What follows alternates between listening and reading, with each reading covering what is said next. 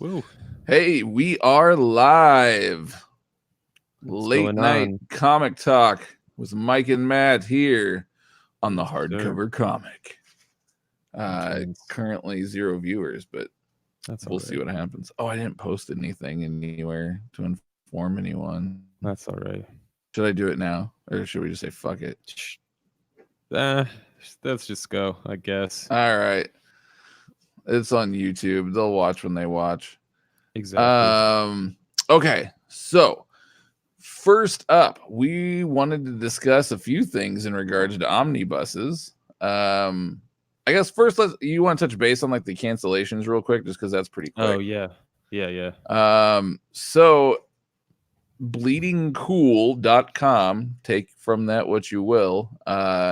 They released an article saying that DC has canceled Absolute Fables Volume 1, John Byrne's Superman Volume 1 Omnibus, as well as Golden Age.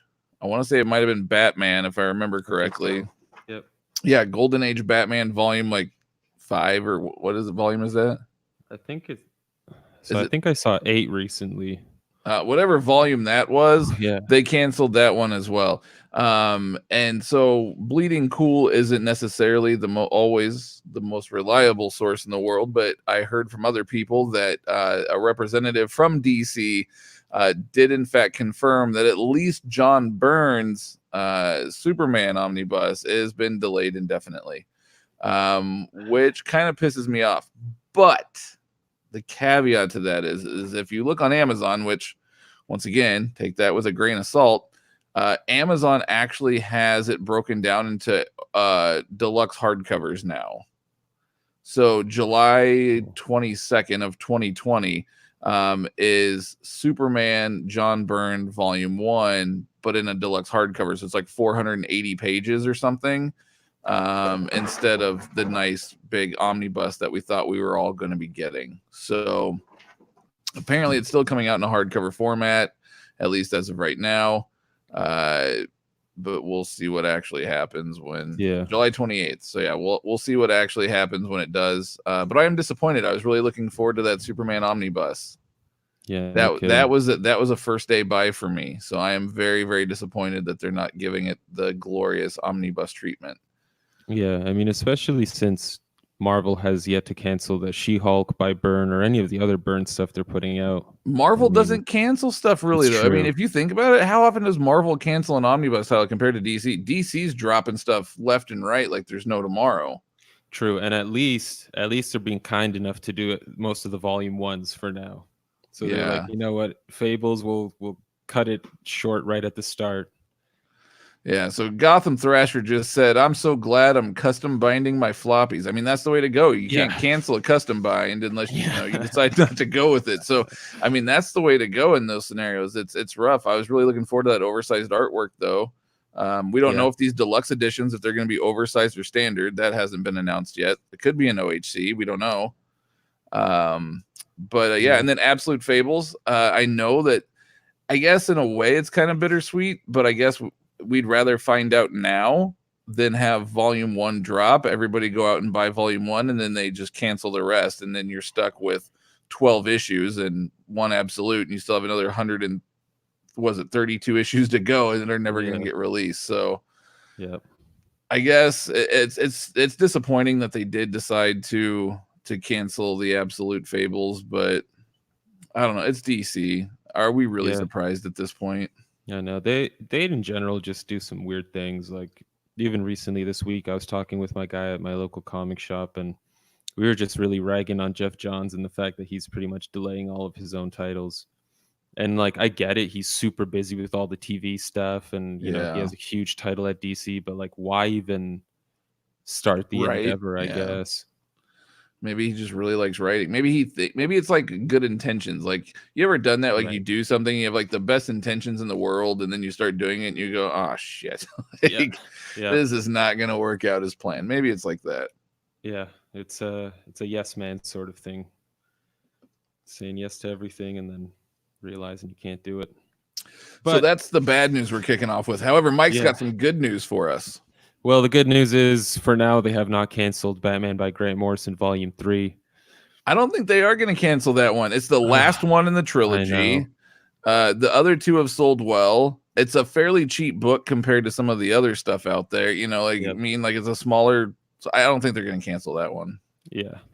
And yeah, like you said, it's the third one. It's going to wrap it all up with all the Batman Incorporated, both of the minis in there, I think, anyway. That's not what they're saying here. Huh. Well, Maybe it's also Amazon. Amazon, and Yeah. that's not I the must be final wrong. cover either. So I am interested to see what the final cover looks like once they Yeah. drop that. But Should be exciting either way. Finally have that trilogy wrapped up, which I mean, based on some of the books they've been doing, this trilogy could have been how many pages is this bad boy? 650. it would have been like almost a 2,000-page omnibus. That Yeah. would have been bigger than Doom Patrol. Oh yeah, that would have been like a big damn Sin City almost. Yep. Which is, I mean, still like whenever DC puts out a big bind that doesn't have good binding, there's always like, well, how come Big Damn Sin City works so well and it's this huge, massive book? I think Dark Horse spent the big bucks to get it done right. Well, but that book was super cheap, right? It wasn't even that expensive to get. Correct. I think it was $100 cover price. Right. I mean, Yeah.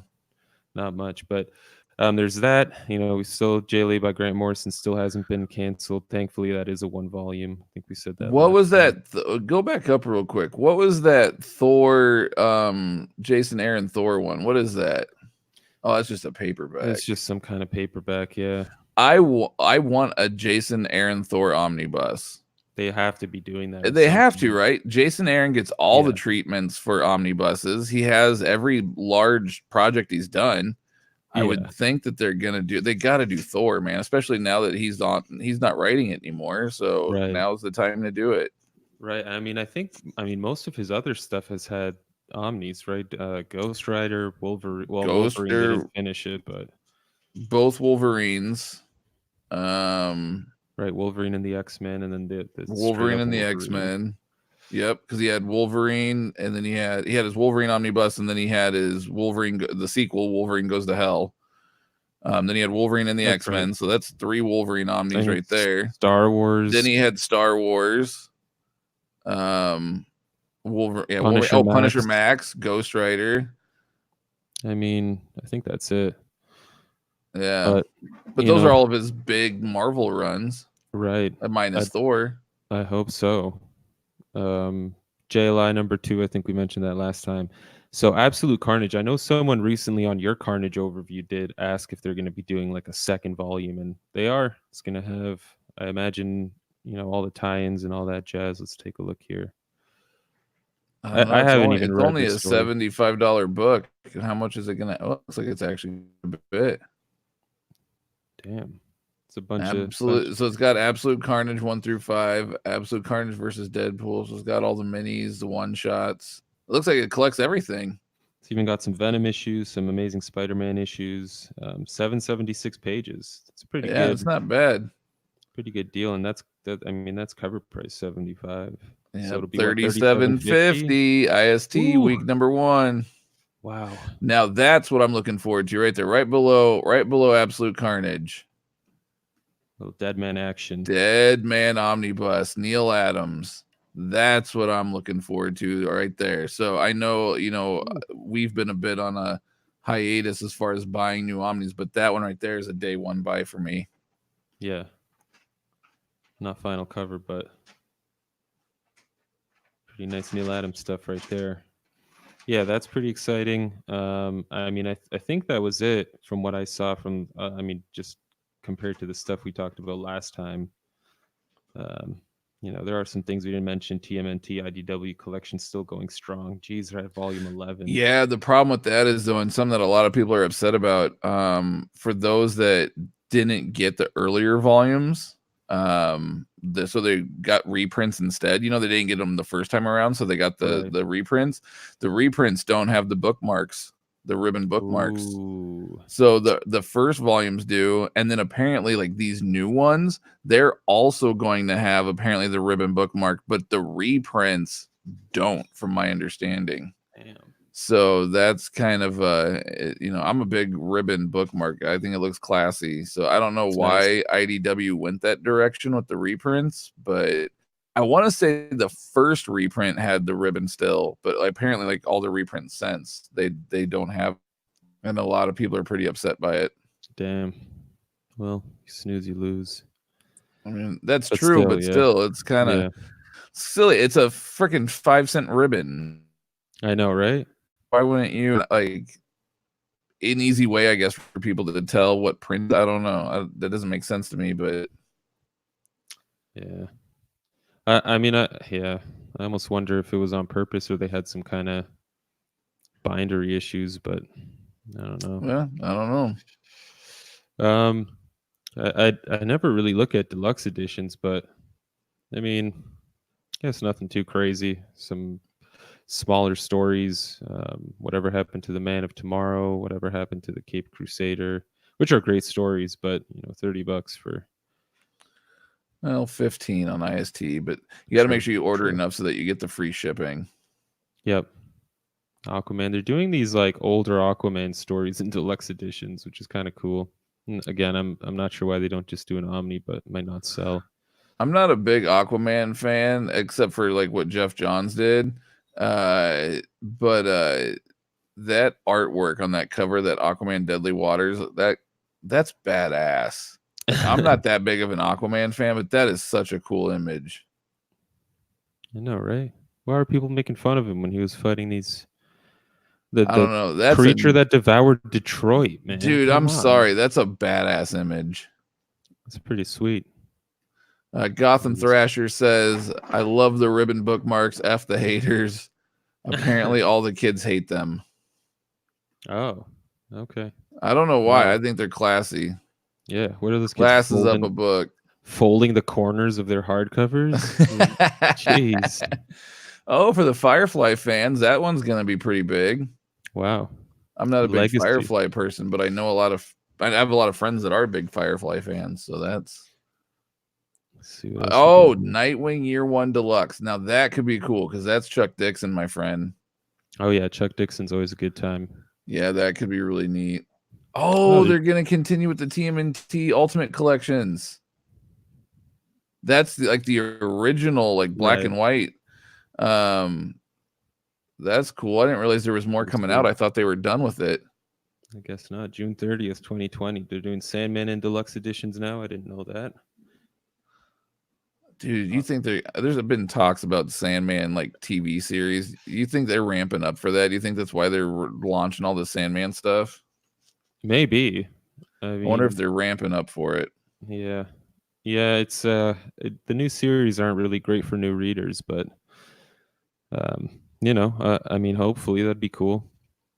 I'm glad they're doing whatever they're doing. For whatever reason they're doing it, I'm happy. Those Sandman books have been just such a pleasure to read. That they have. Some more of these Umbrella Academy deluxe editions coming from Dark Horse. Pretty cool stuff. I mean, really nice way to present the book too. Yeah. That image, that Greg Rucka Wonder Woman.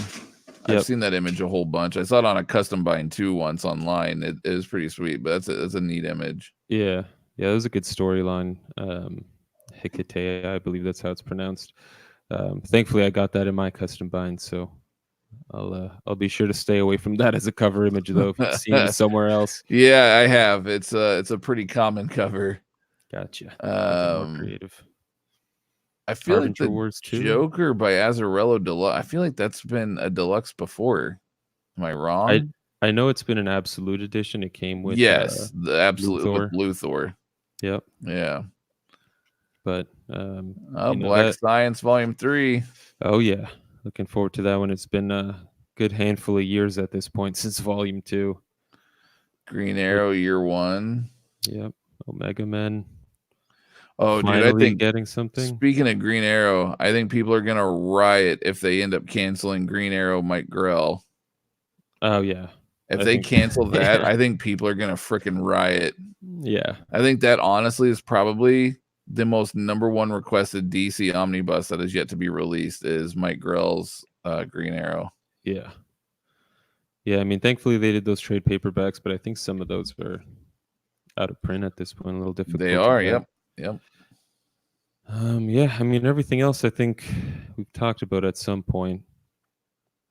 At least they're doing the Jack of Fables deluxes still. Looks like Kint's Exo Manowar's getting that second deluxe edition, which is pretty nice. But yeah, I think that's about it from the stuff Well, we talked about last time. Valiant maybe screwing everybody over on the monthly releases, but at least they're still putting out the deluxe edition. Yeah, yeah, for the glory days, I guess. We're Not that going this. all the minis now. From now on, every book will have a new Oh, number one every 6 months. yeah, it seems to be the pattern they're going with, and it's not for me. No, man, it's super annoying. All right, but I guess aside from that, I don't know if there's any other new releases, but I guess let's talk about what we've been reading. So obviously I Yes. put out that video for Gideon Falls recently, Yep. and I was able to finally convince you to read it, which you did pretty swiftly, I must say. I did a lot quicker than I thought I would. Yeah, I mean, Yeah. So I need to create my top 5 of 2019, and I need to put out my most anticipated for 2020. I'm kind of going through and keeping a list. The most anticipated, I already have that. I just need to create the video. I already know what my most anticipated are. However, the top 2019, the problem is that this year I didn't read a lot of modern. I read a lot of old stuff and like omnibuses and things like that. So I didn't really read a lot of the month to month things. So now I'm sort of playing catch up and okay. reading a lot of things digitally to figure out kind of what my top ones are. So one of the top ones that I was actually reading month to month this year was Immortal Hulk. So that will be on my list. Is Immortal Hulk. That was such an amazing read. Still is. That one will definitely be on my list. But I was kind of looking for recommendations from people, and you had said Gideon Falls. So you kind of explained it to me, and I was like, yeah, it sounds right up my alley. I read it. I've read 18, 19 issues, whatever is out right now. I read all of them, and that is most definitely going onto my list for top 5 for best reads of 2019. Yep. Gideon Falls is phenomenal. I was very, very impressed with it. Still am. Like, it's still going. It's a lot of fun. I like that one a lot. Yeah, one thing I forgot to mention in my video was that, like, in the 19 issues those dudes have done, I think only 2 months have not had an issue come out, which is pretty remarkable for an Image title. Usually they'll take a break. I don't know, every like 6 issues strong. Or so. But I mean, Andrea Sorrentino is just a beast. I'm not sure what that dude's doing, but I don't think Sleep is one of them. Yeah, I mean, he's doing that. Killer Jokes coming out every other month. Killer Smile, rather. Killer Smile. Wow, dude's just a machine. But yeah, it's such a great series, and like I realize whenever I talk to people about comics, I can't help but mention it because like the covers are a little unassuming. Like you're not really, you don't get really an idea of what's happening, and they're good covers, but they're not like, they don't really draw you in. No, not at all. That's why I had no interest at all in ever reading Gideon Falls, because it didn't look interesting. I had no idea what it was about, and the covers didn't really do it justice. For someone that's like judges a book by its cover, basically, it doesn't do it any justice. So you had to tell me like what it was about, and as soon as you did, I went, "Oh, damn, that sounds right up my alley. All right, I'm gonna check this out. Supernatural, ghosts, that's right up my alley." And it's that and a lot more. It's very good. It's a horror comic. It's a trippy comic. It's time travel. It's dimension. It's like Quantum Leap meets Supernatural. Like it's pretty awesome.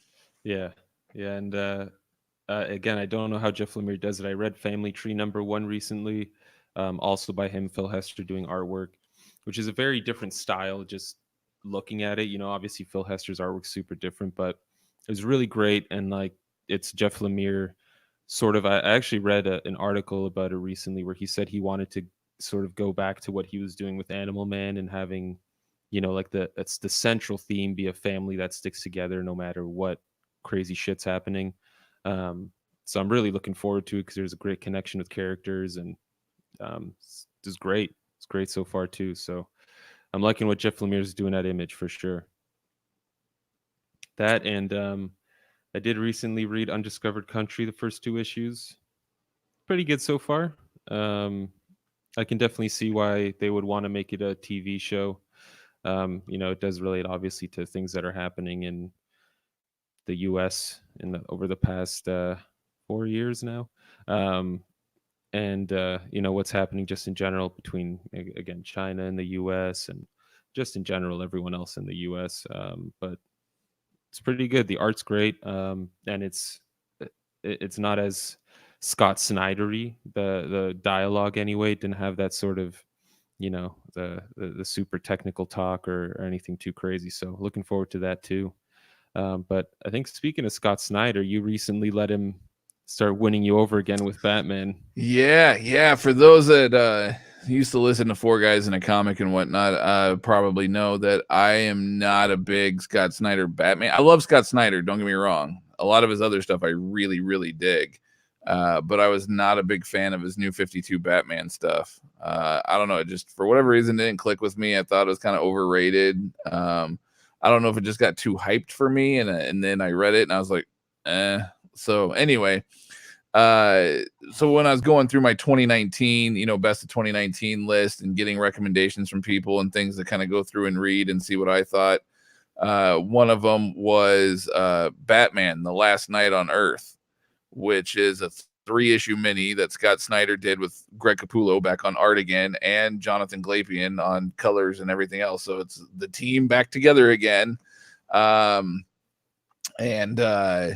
It's I've only gotten I've only gotten to read the first issue so far. I actually read it this afternoon.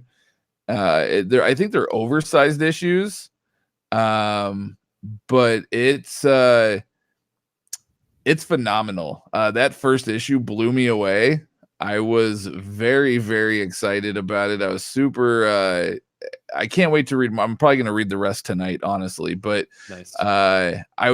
I loved it. It was really, really good. Like I said, it was oversized issues. There's a lot that goes on into it, and the concept is really neat. And I don't think I'm really spoiling anything. So the gist of it is Batman trying to solve a mystery.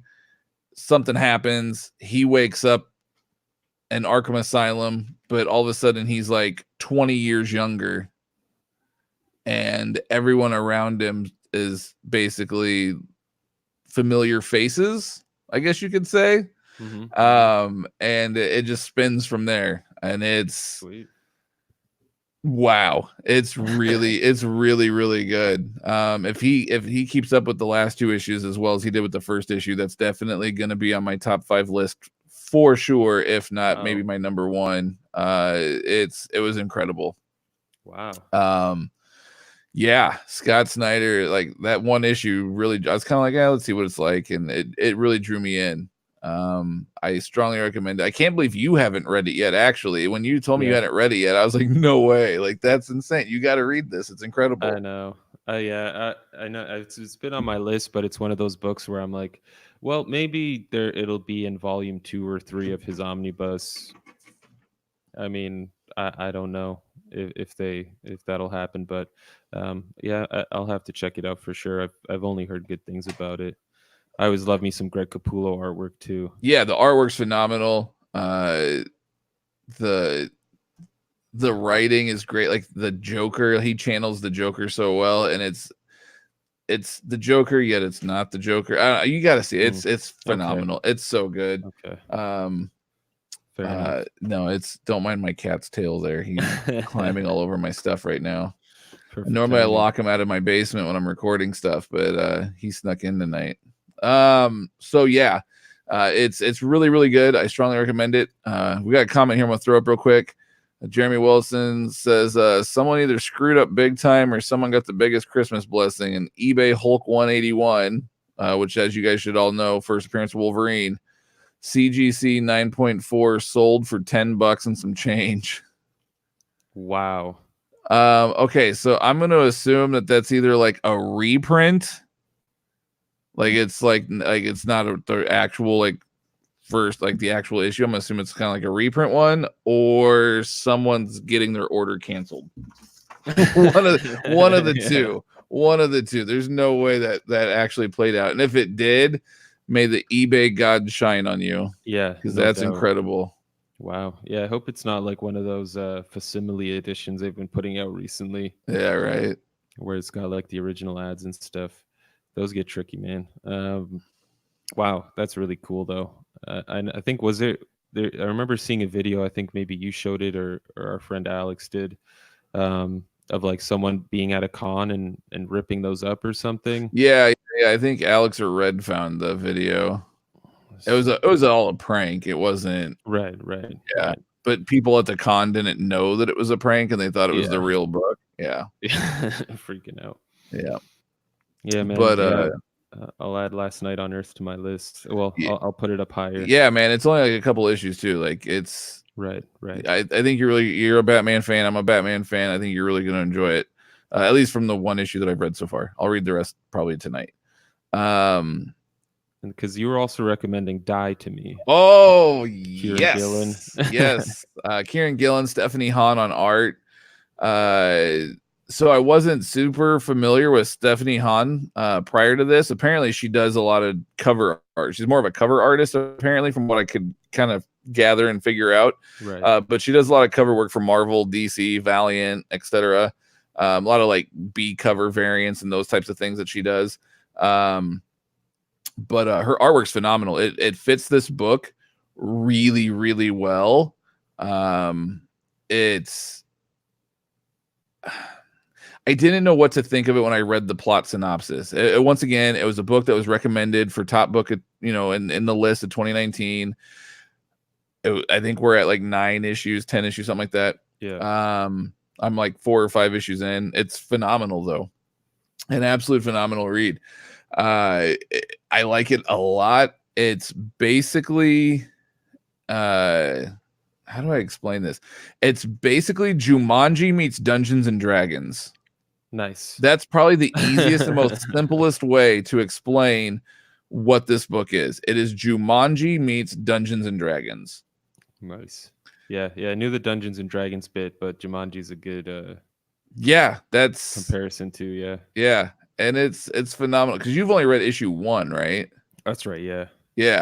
Dude, it's so good. And you gotta admit that artwork, that Stephanie Hahn artwork, it looks so gorgeous. It's almost like a painting. Like it looks so awesome and epic, and it's so well done.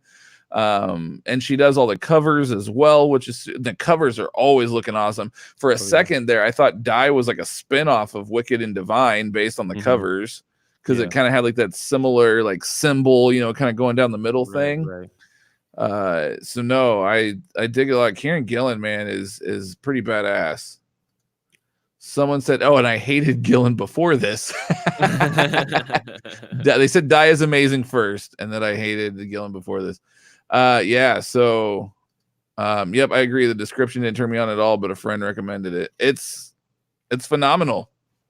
It's really, really good. I'm like I said, I'm only like halfway through what's available right now, but I will finish it before I do my top 5, just to make sure that nothing crazy happens. And I'm like, oh, this now sucks, which I don't think it will.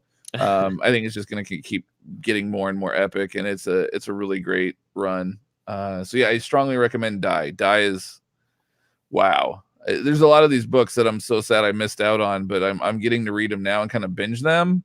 And I was like, "Ooh, this is really good." I'm binge. It's a lot of fun that way. The more comics I read, it just must be so difficult to try and be a comic book artist at this point, because there are just so many ridiculously talented people out there just doing incredible work and like stepping outside of the box too. I think, one of the titles you also mentioned to me that you were sort of interested in was Philadelphia. Yes, I haven't read that one yet, but it was on my like the synopsis sounded like it was up my alley. And it, I've heard amazing things about it. The artwork's not for me, but like, there are artists like that. I forget. I think it's Simon Kudrowski who's working on that one, doing the artwork on it. But you know, for people who are into that, I mean, like, there's just so many different styles now in artwork too. It's just, I mean, it's a great time to be a comic book reader, because I'm sure there's, of the hundreds of books that come out every week, there must be something for someone out there. Yeah. We got a new comment here from JT Gamer. Welcome, JT. So I've started reading the Marvel Epic collections of Amazing Spider-Man. What should I read after that?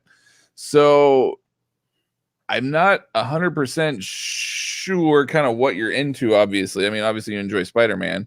So I would say if you enjoy Spider-Man, keep reading Spider-Man. If there's something that's actually going to be on my best of 2019 that I need to go back and read. It's a 6-issue mini that happened this year, called Spider-Man. What was it called? Spider-Man Life of Something. Ben Parker? What was that? That's the Life of Ben. Is that the J.J. Abrams one? No, this is actually Chip Zdarsky. Oh. It's called like a life and special life spectacular. I don't know, something like that. Anyway, I don't remember what it was exactly called. No, that's Life Story. Yeah, no, Life that's Story. it. That's it. Life Story. Yeah. Spider-Man Life Story by Chip Zdarsky. And basically what it is it takes place over the decades. Like issue 1 is the 60s. Art is also by Mark Bagley. So you can't go wrong with Spider-Man art by Mark Bagley. But like issue 1 is in the 60s, issue 2 is in the 70s, issue 3 is in the 80s, issue 4 is in the 90s, 5 is, early 2006 is current time. And apparently throughout all of it, Spider-Man ages each decade, whereas in the comics, as we know, he's always around the give or take the same age. He aged a little bit, but he's not like in his 60s like he is at the end of this one. And apparently a lot of people have said that it is. Here, let me actually share this real quick. Mike's screen here that he added. So there it is, Spider-Man Life Story. And it's apparently a lot of people have said it's probably the best Spider-Man story that they've read in the last 10 years. A lot of other people have said that after reading it, especially after reading that very last issue, it hit all the feels, and a lot of people have cried. Oh, see, we got another comment right here that just popped up. Said Life Story, first time I shed a tear after reading a comic. Ooh. So hearing all these things, I love Spider-Man. I'm a big Spider-Man fan.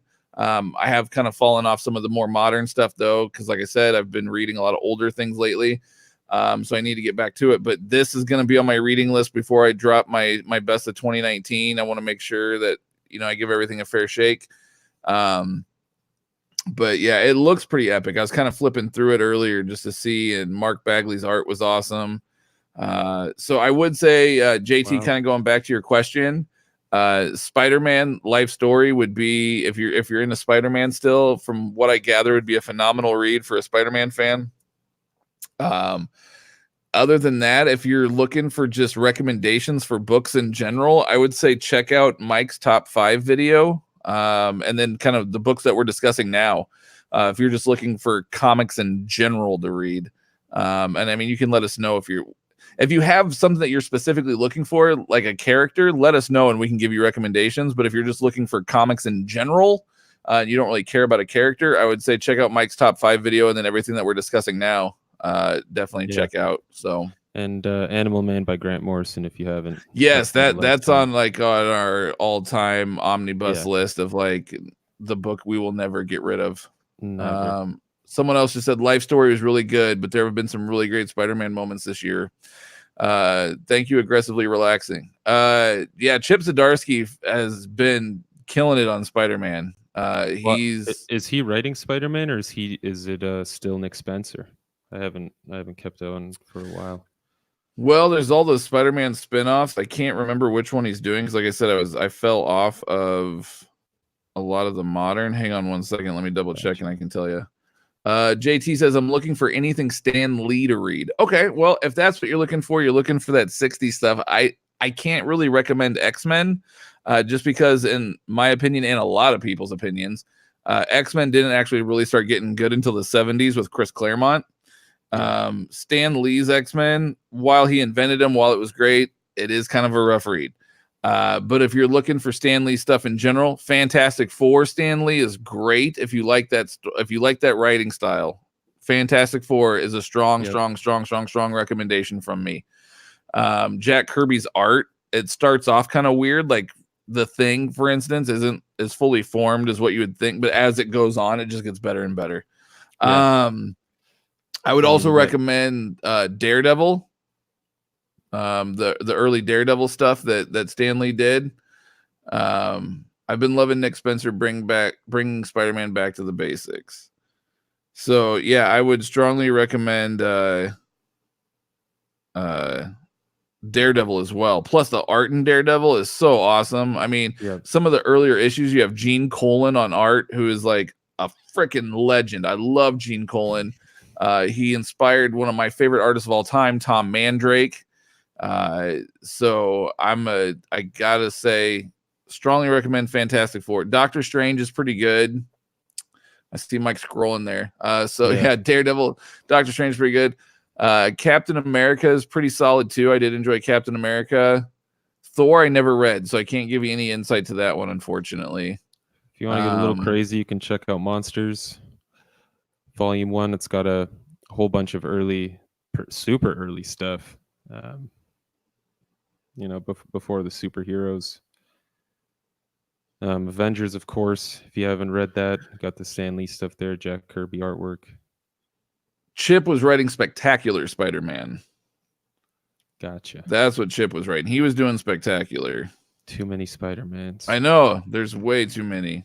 Not including Carnage. Not necessarily a bad thing either, but it's just a lot to keep up on. Oh, yeah. Especially when there's like 90 other billion titles that you want to read, because it's like I said, like you said, it's a excellent time to be a comic book fan right now of any genre, because it's insane. Yeah, I mean, just going to the comic shop now, it's just wild. There's like 50 titles coming out every week. Yeah. Early Silver Surfer, the Stan Lee Silver Surfer stuff was kind of hit and miss with me. I don't know how well I can recommend that one either, but yeah, I give you like probably 4 or 5 good titles there for sure, though. Fantastic Four probably being my number 1, followed by Daredevil is my number 2 after Spider-Man. So I would definitely check those out if you're looking for Stan Lee. It's a lot of content out there. Tons of content. Oh yeah.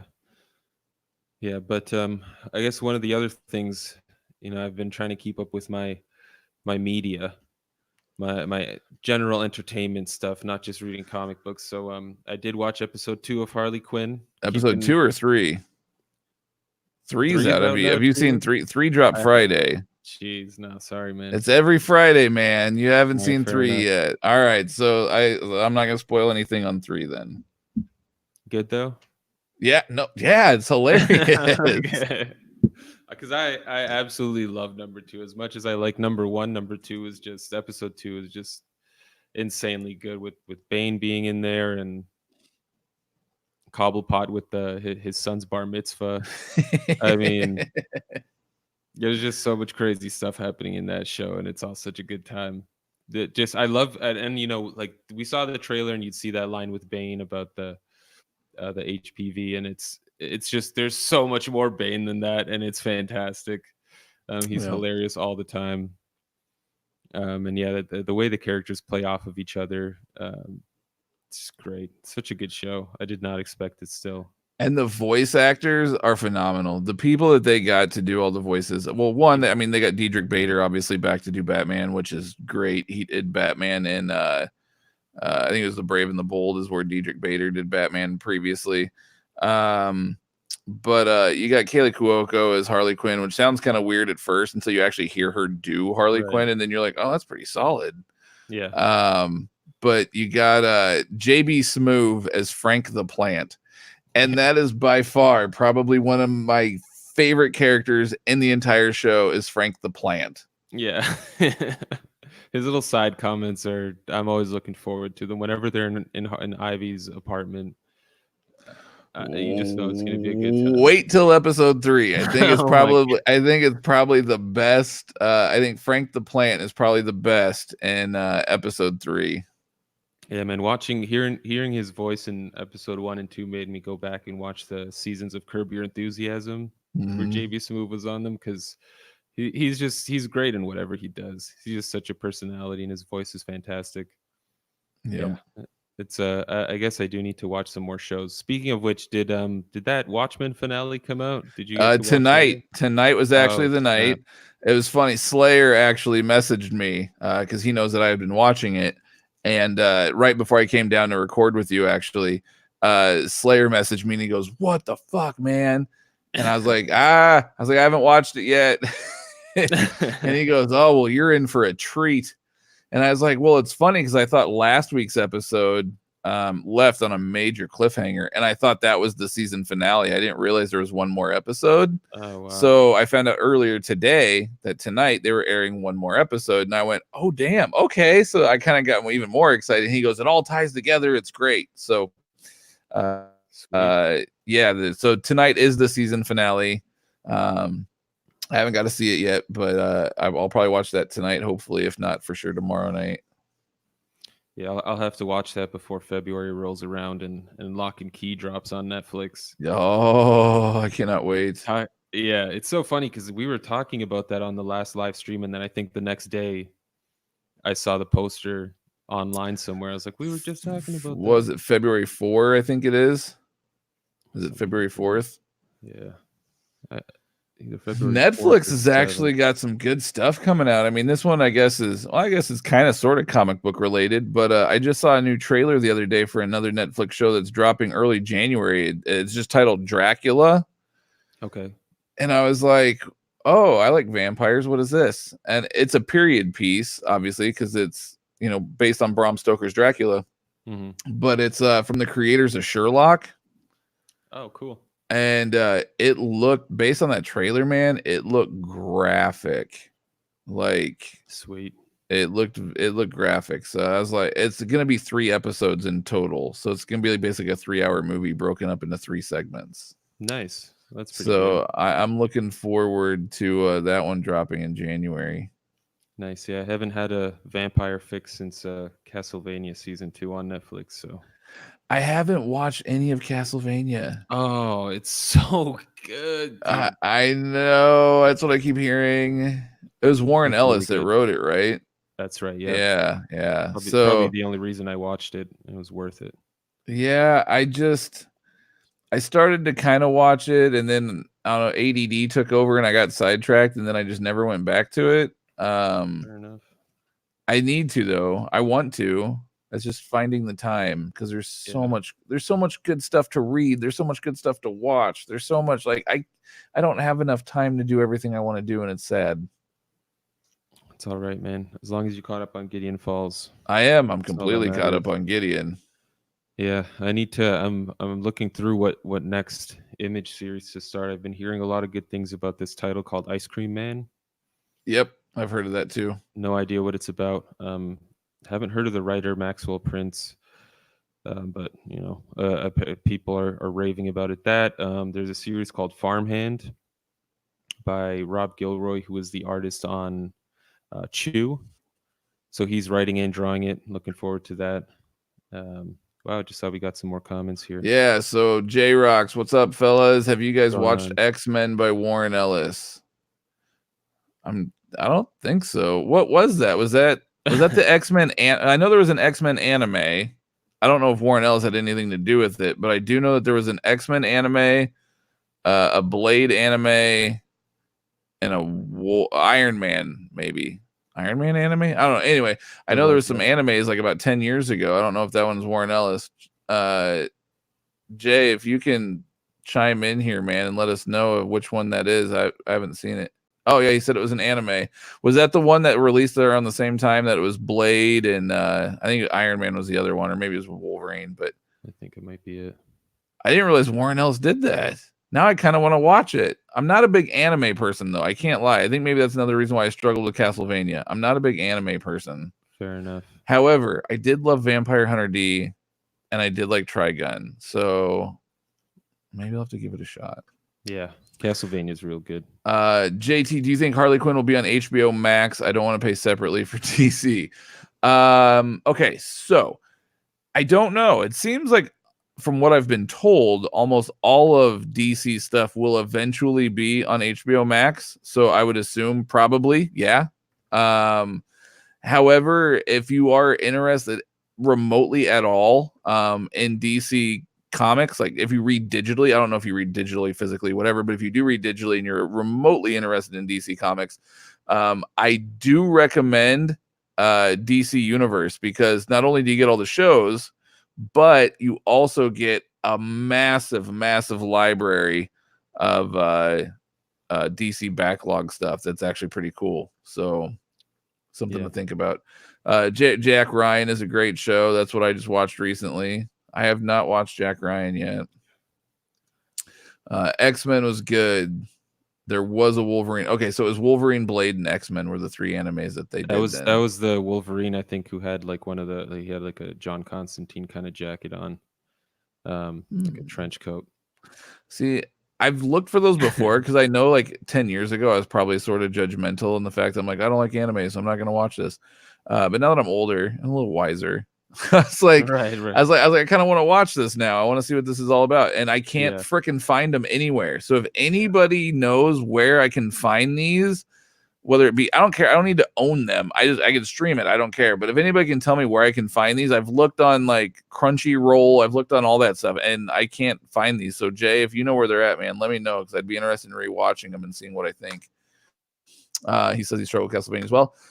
K-Dog, any opinions on the Deathstroke New 52 Omni? That's a good question. So that's the Tony Daniel stuff. Artwork's nice. Storyline's kind of run of the mill. He's trying to kill some gods, I believe. He gets like a cool, sweet sword to go around and do it. I think I tried reading 6 issues of it, and it just didn't have much of an impact on me. But different strokes for different folks. Yeah, the general consensus was it was eh. Yeah, I'd say try it out if you're into it after 6 issues digitally. Take the dive on the omnibus. Artwork's fantastic. It's Tony Daniel. I mean, he's amazing at drawing. Yep. Agreed. Wolverine had a completely different feel. It felt like Shinobi was Wolverine in his place. Huh. I always liked Wolverine when he goes. Could be interesting when he's like Samurai Wolverine. Right. Yeah. Whenever he's in Japan doing his thing, generally liked it. JT Gamer, I don't know where to start with DC. Well, sir, Mike is like probably the greatest person to ask, so I'm gonna let him take this one.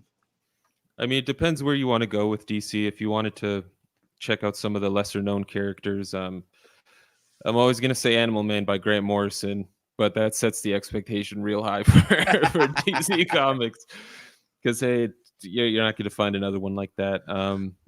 Superman's Burn by John Byrne. Superman was solid for sure. Yeah, any Justice. I mean, with Justice League, there's a lot of great stuff with Justice League. If you want to go super far back, I'd even check out some of the Silver Age JLA stuff. It's pretty fun. A lot of one and done issues, Silver Age kind of style, where they're doing super crazy adventures, jumping dimensions, psychedelic drug kind of stuff. If you want your mind blown on DC, aside from Animal Man and John Byrne's Superman, first of all, I got to say, I would probably recommend, if you're not familiar with DC at all, I would recommend starting with the late 80s up to current. I don't think I would go back to like the early to mid 80s, because that's when all the Crisis on Infinite Earths and all that kind of stuff was happening, and you're going to be lost and you're not going to understand a damn thing. Maybe Bronze Age stuff like in the 70s you'd probably be okay, but like nothing in the 80s unless it's late 80s. You want to make sure it's after Crisis on Infinite Earths, or you're gonna be very confused. Right. But this one's more modern. It's a quicker read, but it's epic, and I know for a fact Mike's gonna agree wholeheartedly on this one. Green Lantern by Jeff Johns. Yep. Yeah. Oh yeah, 100%. That's a great thing to read. Yeah, I agree. That will hook you on the DC universe. Yeah. Because aside from Batman, I wasn't ever really a big DC person either until I met Mike. He's the one that made me read, but he's the one that recommended Animal Man. He was the one that sold me on Justice League. Actually, he's the JLA. He's the one that sold me on. He sold me on a lot of stuff DC, and because of him, I actually got way deeper into DC, and I actually prefer DC now over Marvel mostly. So sweet, yeah. And the one thing I will say, Anywhere starting with DC, I think jump right into Batman Year One, Dark Knight Returns. K-Dog jumped in with Green Lantern. Jeff Johns is a good place. Yeah. See, Jeff Yeah. Johns Green Lantern is probably honestly the best. Yeah. JLA, Jeff Johns JLA or JSA. Sorry, JSA. JSA. That's another Even good one. His new 52 Justice League is not terrible either. Yep, I loved it. That's actually what kind of got me into Superman a little bit more. I guess Jeff Johns in general, anything he did for DC, Aquaman. JT's saying that people keep telling him to go to Golden Age. If you're into that thing, man. Well, I mean, you might be because you like the Stan Lee stuff, so maybe you would appreciate the Golden Age. Me personally, I can't do Golden Age. I like Silver Age, love Bronze, love Modern.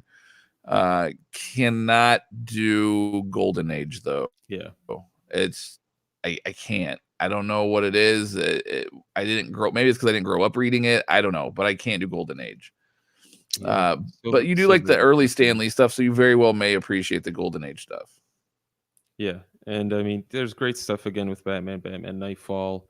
Yep. Well, I really enjoyed Nightfall, but there's a lot of people out there that didn't. Well, a lot of people loved it at first, and then they said that once John Paul Valley took over, it kind of went downhill. A lot of people weren't fans of that.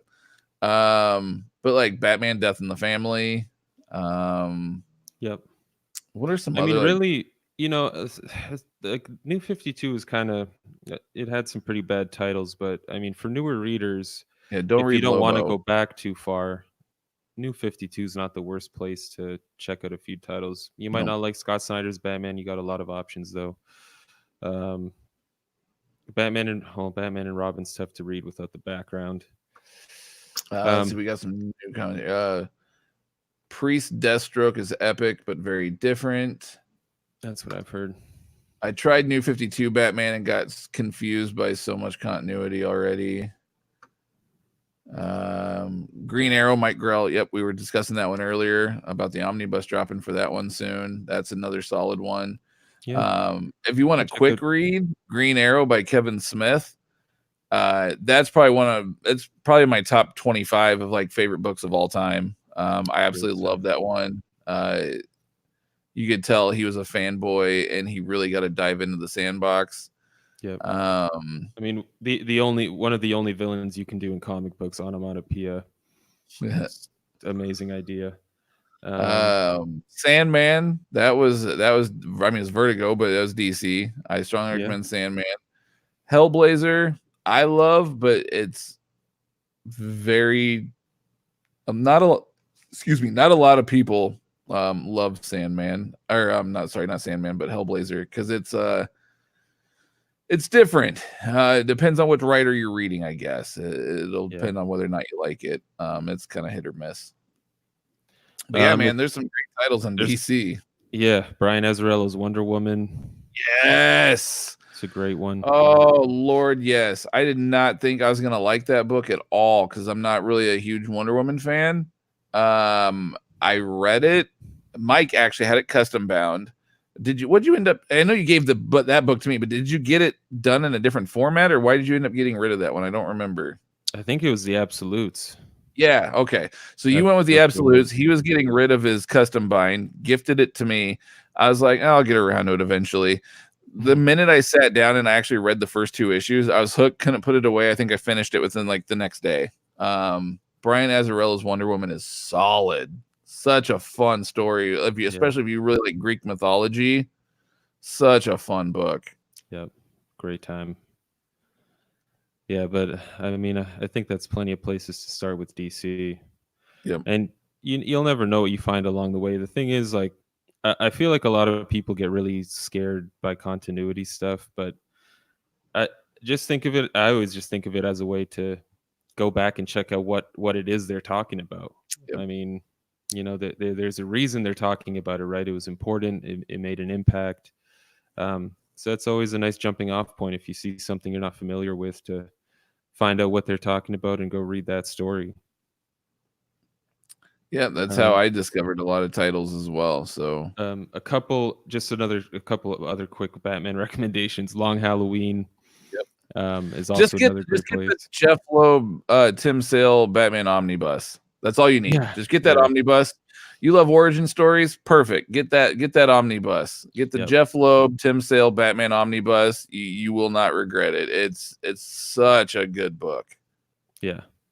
And I mean, if you haven't read classics like Watchmen, Yep. you definitely should. Watchmen's also great, even though it's, it was Vertigo at the time. It is now part of the DC universe in a way, I guess. But All right, you say you want a Superman origin story, but you can't find it.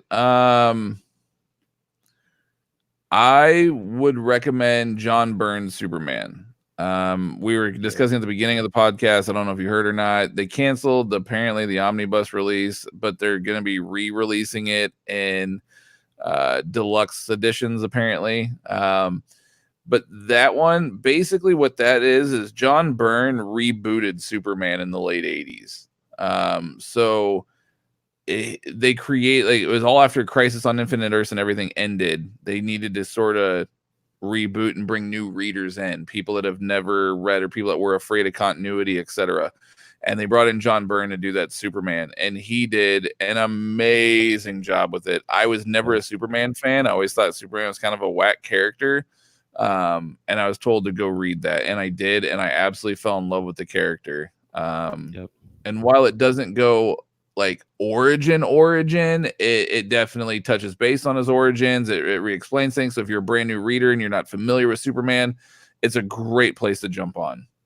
Yeah, and I think, and Superman Birthright also comes to mind as a pretty damn good origin story. Yeah, Superman Birthright was solid. It's not even so much an origin story, but just another fantastic read as All-Star Superman. You can't go wrong with that one either. Of course. And I guess Grant Morrison did do like the early years of Superman with the New 52 Action Comics. Those ones, those were okay. Fair enough. I disagree, but you love Morrison though, so yeah. Green Arrow by Lemire was pretty good for New 52. I don't know if I read Green Arrow. I know I read Lemire's Animal Man on New 52. Yeah, he did Green Arrow with Andrea Sorrentino. He introduced Green Arrow's daughter, I think, and that other Archer lady. I forget what her name was. I forget what her name was, but because I know Benjamin Percy did Green Arrow and Rebirth, and I read that one, but I don't think I read New 52 Green Arrow. Star Trooper, We Broke Your Heart. They were looking forward to the Burn Soup sauce. So was I. That was a day one by for me, and I'm deeply, deeply disappointed in DC. I messaged Mike today actually with the article, and I said DC done fucked that or something along those lines. Like it was, I'm done with DC at this point with that. That's ridiculous. Yeah, their collected editions department needs to be rebooted. They need to reboot their collected editions department. I mean, I wonder why, like do they ever give a reason? They don't have to, but best Brian Azrael. I'm gonna assume you're referring to Wonder Woman, in which case I would agree that was solid. However, I'm reading 100 Bullets right now too by Azzarello, and that's, I think I've read the first two books out of there's like a 5-book quote unquote series. I've read the first like 40 issues or whatever it is. It's solid stuff. Awesome. Yeah, I've been checking out his Moonshine series over at Image. Oh, I haven't read that one yet. I read a handful of issues. It's pretty cool. It's like Prohibition era. Basically got these New York mobsters trying to get a liquor. They're trying to get liquor from some guy who lives up in the hills, and something's going on with werewolves. So far it's been pretty interesting. All right, that sounds up my alley. Yeah, same creative team. Brian Azzarello, Eduardo Riso on artwork. So far it's been pretty fun. Need to keep going with it though. Nice. Star Trooper, didn't they stop a few others? Yes, it was announced that it was John Byrne's Superman Omni, Absolute Fables Volume 1, as well as Golden Age Batman Omnibus. And then that's just today. There's been a lot though in the past that they've canceled. Like they canceled and resolicited Jeff Johns Aquaman. I don't know how many times before it finally released. Right. They canceled Mark Waid's Impulse. Right. Didn't they cancel Absolute Swamp Thing at some point too and resolicit it? Yep, they did, and a lot of people are freaking out about Volume 2. If is it ever actually going to drop? It's disappointing. I heard Batgirl New 52 is pretty solid. Yep, Gail Simone wrote that one. Yep, I did hear that one was good. Starfire. I don't know if Starfire had her own series. I know she was part of the Red Hood and the Outlaws title. That was good. Scott Lobdell. That was good stuff. I did enjoy that. Yeah, that wasn't bad. If you're gonna just while we're on the topic of New 52, just stay away from things like Teen Titans. I know was horrific. But going back to Teen Titans prior to New 52, you have Jeff Johns' Teen Titans. Yep. Another good one. Good luck with that omnibus, though. Yeah, I'd go digital on that one if I were you, or trades, one of the two. It's one of the worst omnibuses they've put out. It's probably the worst they've put out. Which, they've been slightly getting better, but well, not entirely. Yeah. Is there anything? Oh, I did read a couple issues of Murder Falcon. Speaking of Image. Oh, nice. Yeah, I enjoyed it. I don't think it's gonna make my best of 2019 list. It was recommended was one that was recommended for 2019. I don't think it's gonna make the list. But because we're only doing our top 5, so I'm not saying it's a bad book. It's we have to narrow it down to 5. It's good though. I enjoy it. It's definitely up my alley. It's got good humor, and it's got it's like plan of metal and yeah metal makes me punch harder and all this other stuff. It's fun. It's a fun book. It's a really fun one. And I know Daniel Warren Johnson's doing those Black Label series that DC's been putting out with he's doing Wonder Woman, Dead Earth, which looks pretty cool. Yeah, DC got rid of Vertigo, and then they brought in Black Label, and then they brought in Hill House Comics, and Speaking of Hill House Comics, Basket Full of Heads. Have you read it yet? There's 2 issues out. No, you're killing me, Smalls. I'm sorry. You gotta read Basket Full of Heads.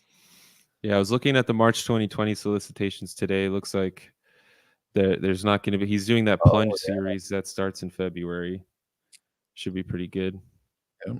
But aside from that, there's nothing new coming up from them. No omnis at all in the March 2020 solicitations from DC, which is, they've got 7 statues coming out in March of 2020. Yeah. A handful of trade paperbacks, and then obviously their monthly singles. But no, and a few, I think, deluxe editions, but no omnibuses at all, which scares some people. I know some people were talking, is DC thinking about getting rid of the omnibus format altogether? Oh, that's been one of the rumors. Now that's not founded rumors, take it with a grain of salt. It's speculation more than anything at this point. But there are people that are worried that DC is going to be slowly cutting out the omnibus format and going more with a deluxe edition format, which I don't know if I can agree with or get behind, but apparently that's what a lot of people are thinking they might be doing. Well, what makes it tough to get behind what we've been talking about is them canceling volumes after they've released a handful of them already. Yep. Just sort of screwing people over. Yep. I mean, kind of like this Golden Age Batman. There's a lot of people that collect Golden Age Batman, and they have 5, 6, whatever many volumes are out right now, and then all of a sudden they're excited for the new one, and DC's like, oh, sorry about that, we're just not gonna do that. Changed our minds. Whoops. We were drunk all those years we put out the first all that money that we made, we're just blah. I mean, I don't know, maybe they didn't make money on it, maybe that's why, but I've been buying all the Marvel Byrne omnibuses lately. Oh, nice. John Byrne fan. Love it. And was looking forward to the DC omnis. Yeah. Well, the good news is, I'm assuming you probably missed the very beginning of the podcast. The good news on that is the apparently it's being re-released as a deluxe hardcover. Whether or not it's oversized, we don't know. But apparently it's going to be re-released as a hardcover still, just more in a deluxe format. Hopefully you were able to get his Doom Patrol, because I believe that did actually come out. Oh, yeah. I forgot about that one. I like Stan Lee. I like Amazing Spider-Man and S.H.I.E.L.D. with Nick Fury. JT, are you really Red Skull right now? Yeah. You sound a lot like our good friend Red Skull. I'm just gonna throw that out there. Is your Yes, name sir. Michael? Because you're sounding like our good friend Red Skull from Four Guys in a Comic. Throwing that out Yeah. there. He loves that stuff too. Kenneth, I hate the fact that Superman, the Man of Steel by John Byrne. Yes, I'm with you 100%, man. With you 110%. Yeah. I saw that this morning. I actually woke up, rolled over, started scrolling, like half blurry eyed, and I'm like, "Are you kidding me?"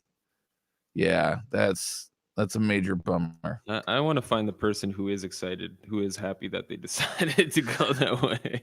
There's a couple people that say that they actually prefer deluxe editions over omnibuses, and they say the reason being is because, as we know, omnibuses can be difficult to handle. They're rather large, usually. And they say that like they read in bed or what have you. They don't read at a desk or on a shelf or with a lap, pillow, what have you. True. They read in bed. And so therefore for them, it's easier to read the smaller deluxe editions in bed. So I get that. I read a lot in bed too, but I read digitally in bed. Yeah. And then I read physically at my desk or where have you.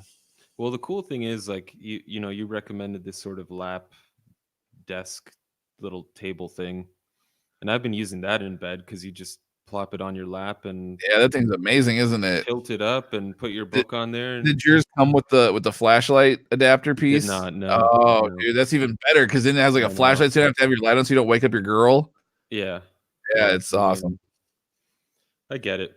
Some of these 1,600-page omnis are probably still uncomfortable even with that little setup, but Yeah, like I have the He-Man and the Motu one. It's like one of my favorite books right now, but it's it's like 1,500 pages. yeah. It's a well built though. It doesn't have some of the issues that the other ones did, but it's still kind of a big one.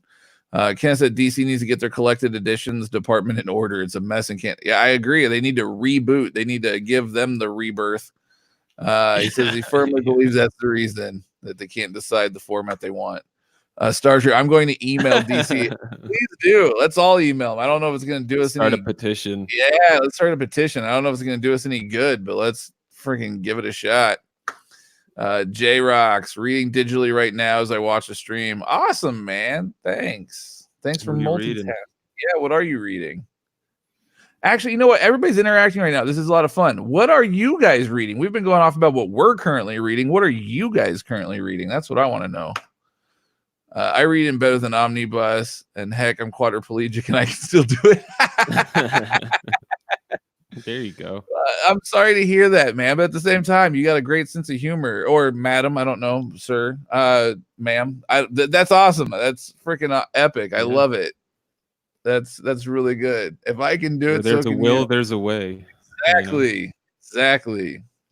That's funny. That's really funny. Yeah.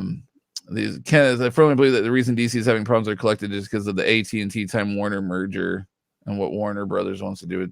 You might have a point. Maybe, yeah. Get too many cooks in the kitchen. J Rocks Detective Comics Deluxe Volume 1 Rebirth. Ooh, that's a good one. That's actually a really good one. Yeah. That's a good one. That's a great time. If you've never read that one before, sir, that's good stuff. Yeah. My name is John Allen Thomas. Oh, that's JT. Okay. So it's not Michael. It's not Red Skull. Fair enough. Maybe you're friends with Red Skull. Are you friends with a man named Michael in Virginia? It's just funny. You guys have a lot in common. K-Dog, just reading Wonder Woman by George Perez. Awesome. I've heard mixed reviews on that one. I almost bought it once. It was like the first volume was super duper cheap. I think I could have got it for like $20. I probably should have just bit the bullet and did it, but I didn't because I kept hearing a lot of mixed reviews. So what are your thoughts on it? I'm curious because I haven't read it. I enjoyed it. I mean, George Perez's artwork is, as we all know, incredible. Correct. I mean, super detailed and just beautifully drawn. The story actually it starts off a bit slow, but I've noticed with some writers you need to give them a few issues to sort of win you over, and you get used to their style of writing and their style of storytelling. and the way they write dialogue. But I enjoyed it overall. I think it's like 3 omnibuses total. I haven't read all It of is them. I read the 3. first Yep. 2. Yep, it is 3. Yeah. So the first 2 I thoroughly enjoyed. There's a lot of great characters in there, and you know, it's pretty much the basis for Wonder Woman from that point on. I mean, with he gets all the gods involved, and you got Ares in that sweet armor causing chaos. I enjoyed it from what I read. Let's see. J-Rocks, have you guys watched the Connors TV show? I have. Well, I haven't watched the new season, but I watched it when it was the Roseanne reboot. I watched that, or the sequel, I guess you'd say. I watched the first season of that one, and then once Roseanne got fired, I have not watched the Connors version. But I love John Goodman, so I do kind of want to watch it because I do love me some John Goodman. Real Dope Comics, thank you for joining us tonight. Been recently reading all the Dawn of X titles. I think you have too, haven't you, Mike? Not all of them, no. just just X-Men and X-Force. Those I can't keep up with all of them. Just from like I know I really want to because they all do tie in together, and it would be a really really nice bind to have like however long this era lasts in like custom omnibuses. But X-Men I've really been enjoying. It's been different from what I expected in that every issue is sort of it reminds me of the Claremont era where things carry on from what's happening in the other titles in previous issues, but each issue is also like here's a new threat, here's sort of a new storyline with Cyclops is usually in it. I'm a big fan of Cyclops personally. I know a lot of people hate his guts, and rightfully so. He's still waving his finger around and all that Cyclops stuff. But I've been enjoying X-Men, and X-Force has been a very pleasant surprise. That's Benjamin Percy writing that as well. Really? Oh yeah, and the first issue had a radical change. I mean, it was completely unexpected. I was So reading it digitally, and then I was like, I need to get this because it literally X-Men 2 is like, oh, by the way, this happened. This huge thing happened in X-Force. So good luck if you didn't read X-Force. But all right, well, maybe after I get done with my best of 2019, I'll go through and try to catch up on some of those and see what's going on, see what I think. Yeah. Let's see. I'm glad that some past Superman runs are being reprinted, like the early 2000s run, Superman, The City of Tomorrow, etc. Yeah, that's always good when freaking Superman gets reprinted. I'm enjoying a lot of the soup stuff. If only it wasn't all in trade. If only it wasn't all in trade paperback. So correct. Yeah. I do like that's why we bind comics and we do custom binds. I just finished the Byrne Spider-Man omnibus and it was great. Awesome. I love John Byrne. I was actually going to get that omnibus and then I kind of had to go on a little bit of a buying hiatus there for a while. Kind of had to rethink what I was doing for now. And someday. Yeah, his Fantastic Four is still. Yeah, his Fantastic Four is great. J-Rox, I binged 5 episodes yesterday. Loving the show. Haven't watched the first season with Roseanne. Go back and watch the first season. That first season was really solid. I enjoyed it a lot. It was pretty funny. Nope, JT Gamer is not friends with Mike. He doesn't know Red Skull. They're just kindred souls. Yeah. Real Dope Comics. Marauders is dope. You should check it out. Okay. I like the idea of it. I'll add it to the list. Superman in Action Comics by Ben. Oh, okay. I want to know your opinion on this then, Kenneth, since you've been reading it. It's been hit or miss for me. Same with Batman by Tom King and Wonder Woman by G. Willow Wilson and Steve Orlando, but Justice League by Scott Snyder has been good. So I'm catching up on actually Justice League Dark right now because I love the supernatural horror stuff. So I am enjoying that. Justice League, I think I read a couple issues and I agree from what I read. It was actually pretty good. I enjoyed it. Batman by Tom King, I've only read the first 30-ish issues and I really enjoyed what I read those first 30, but I heard after that is where people really didn't start liking it. How much have you read of it, Mike? I know you read quite a bit too. Yeah, I think I'm on the same page as you. I'm trying to remember because I was reading it in the deluxe editions, and I think there were only 3 volumes of those in total, so maybe 38 issues. 40. Was that another one that they just quit making deluxes of? So I think they still are because I saw Volume 5's coming out in 2020. But okay, well that's good. I feel like there was a huge break in between Volume 3 and 4, where I just sort of gave up on it. Okay, and I figured there'd be an Omni. I figured there'd be Omnis someday. Yeah. It's Tom King. That's true. And he had an epic run on it. He's on like issue 80 or something like that right now. Like it's a pretty epic run. Yeah, I think 85 is his last one. All right, Ken, I need your opinion on Superman in Action Comics by Bendis, okay? So I was don't know.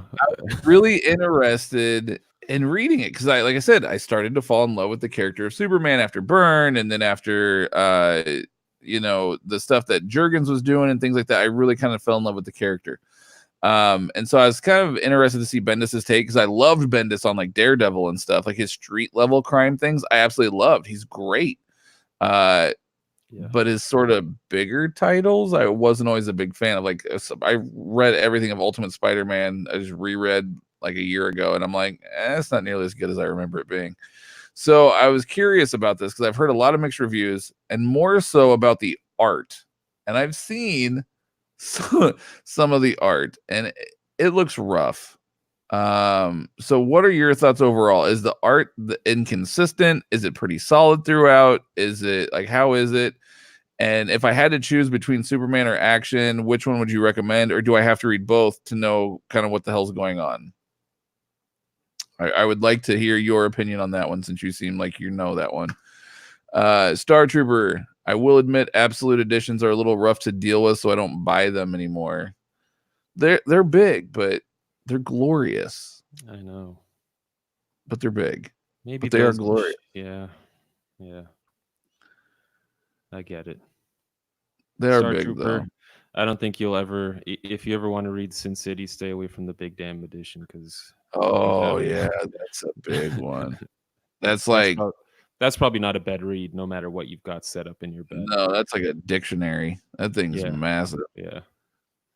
I ordered Zatanna by Paul Dini after Mike's review. Oh, check that out. DC, awesome. Give me my cut. Here's my bank account number. Yeah, it's a great dude run. You know what we should do, Mike? You know how we used to get the DC solicits? Mm-hmm. We should reach back out and say, hey, we'll review your guys' stuff and post it on our YouTube channel, and then get the DC solicits. Because I can't lie, I used to love knowing what happened a week before everybody else. That was glorious. I loved it. We should do that. You like that last issue of Batman? Okay, wait until the next one. Yep, that was fun. We should do that again. For those that don't know, me and Mike used to do a podcast called Four Guys in a Comic, and on that one, me and Mike had our weekly Rebirth reviews, where we would discuss what happened that week in Rebirth. We would literally read every single issue that was dropping from DC that week a week in advance, and then we would review it on the podcast, and it was intense. We should do that again. That'd be a lot of fun. Let's see. J-Rox agree. Bendis should write Green Arrow or Punisher. He sucks at superhero stuff. Oh, a Bendis Punisher could be. I mean, he's obviously not with Marvel anymore, but a Bendis Punisher could be that could have been sick. Yeah, I think he'd be a good fit for Green Arrow too, with the personality Green Arrow has. True. I mean, he made Daredevil. I mean, Daredevil's kind of a cool character to begin with, but he made Daredevil like amazing. Like, I loved Bendis's Daredevil run. Yeah. Oh, I'd love a Bendis Alex Maleev Green Arrow. Wow. Ooh, that would be a beautiful book.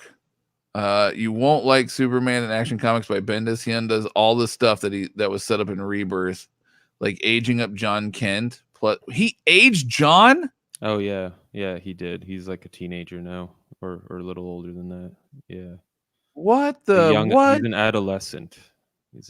Dude, like, that's what made John so amazing. It was like that young 10-year-old like boy next door factor, and then like the teams up with like Damian and stuff. Like, that's what made it so epic. Yeah. I remember when we were at Planet Comic-Con, we talked to Patrick Gleason, and that was around the time they announced that his run was going to be ending with sore subject.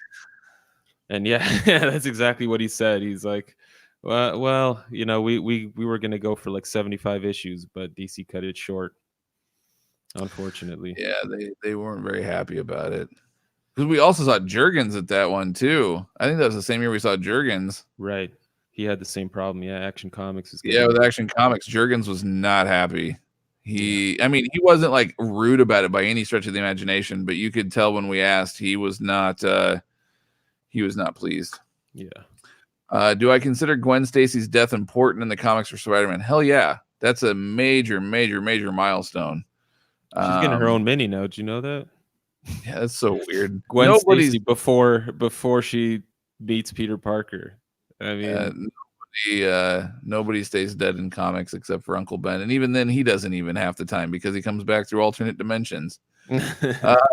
Yeah, no, for sure. I definitely consider Gwen Stacy's death important. It was a major milestone in Spider-Man's life, especially during the time frame that it happened.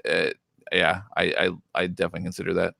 I'd like to see a Marvel Neil Adams or a Gil Kane omnibus. That could be cool. I don't know. I kind of the Marvel like author ones where it's just like a bunch of like stuff kind of thrown together. It's cool. Like I like the idea that it's all collected, but at the same time, like if there's like a lot of like spin-offs and things that you're not getting the full story, and that can kind of be disappointing sometimes, right. Yeah. I know they did that with Byrne and they've done it with Claremont and stuff, but that's kind of rough.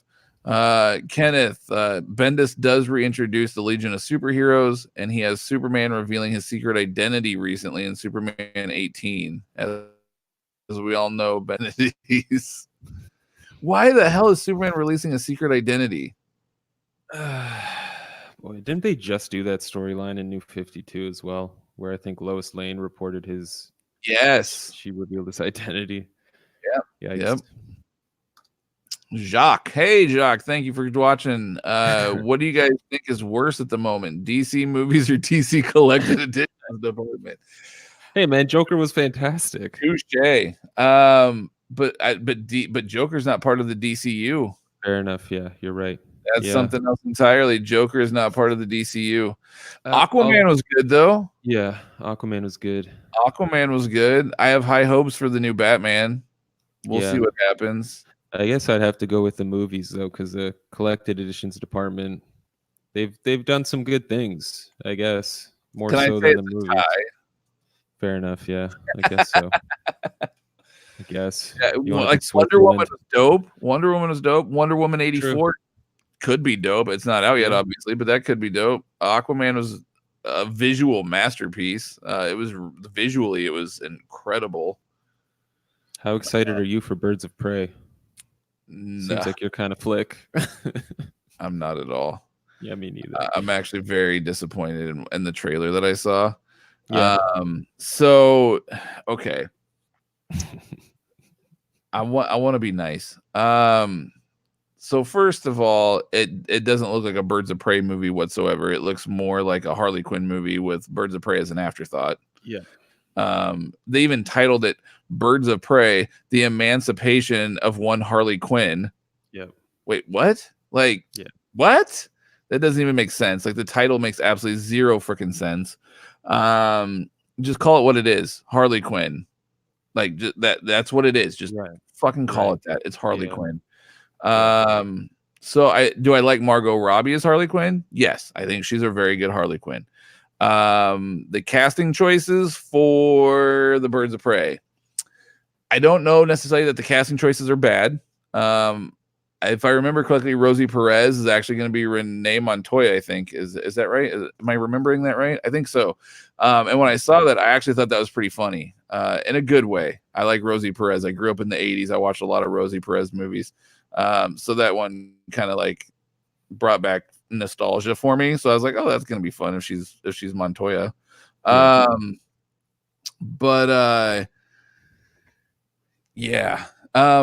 The characters look absolutely nothing like they do in the comics, which, as we know, we should be used to that by now. That's how comic book movies work, right? Yeah. We should, but this is so far off base that it's not even funny.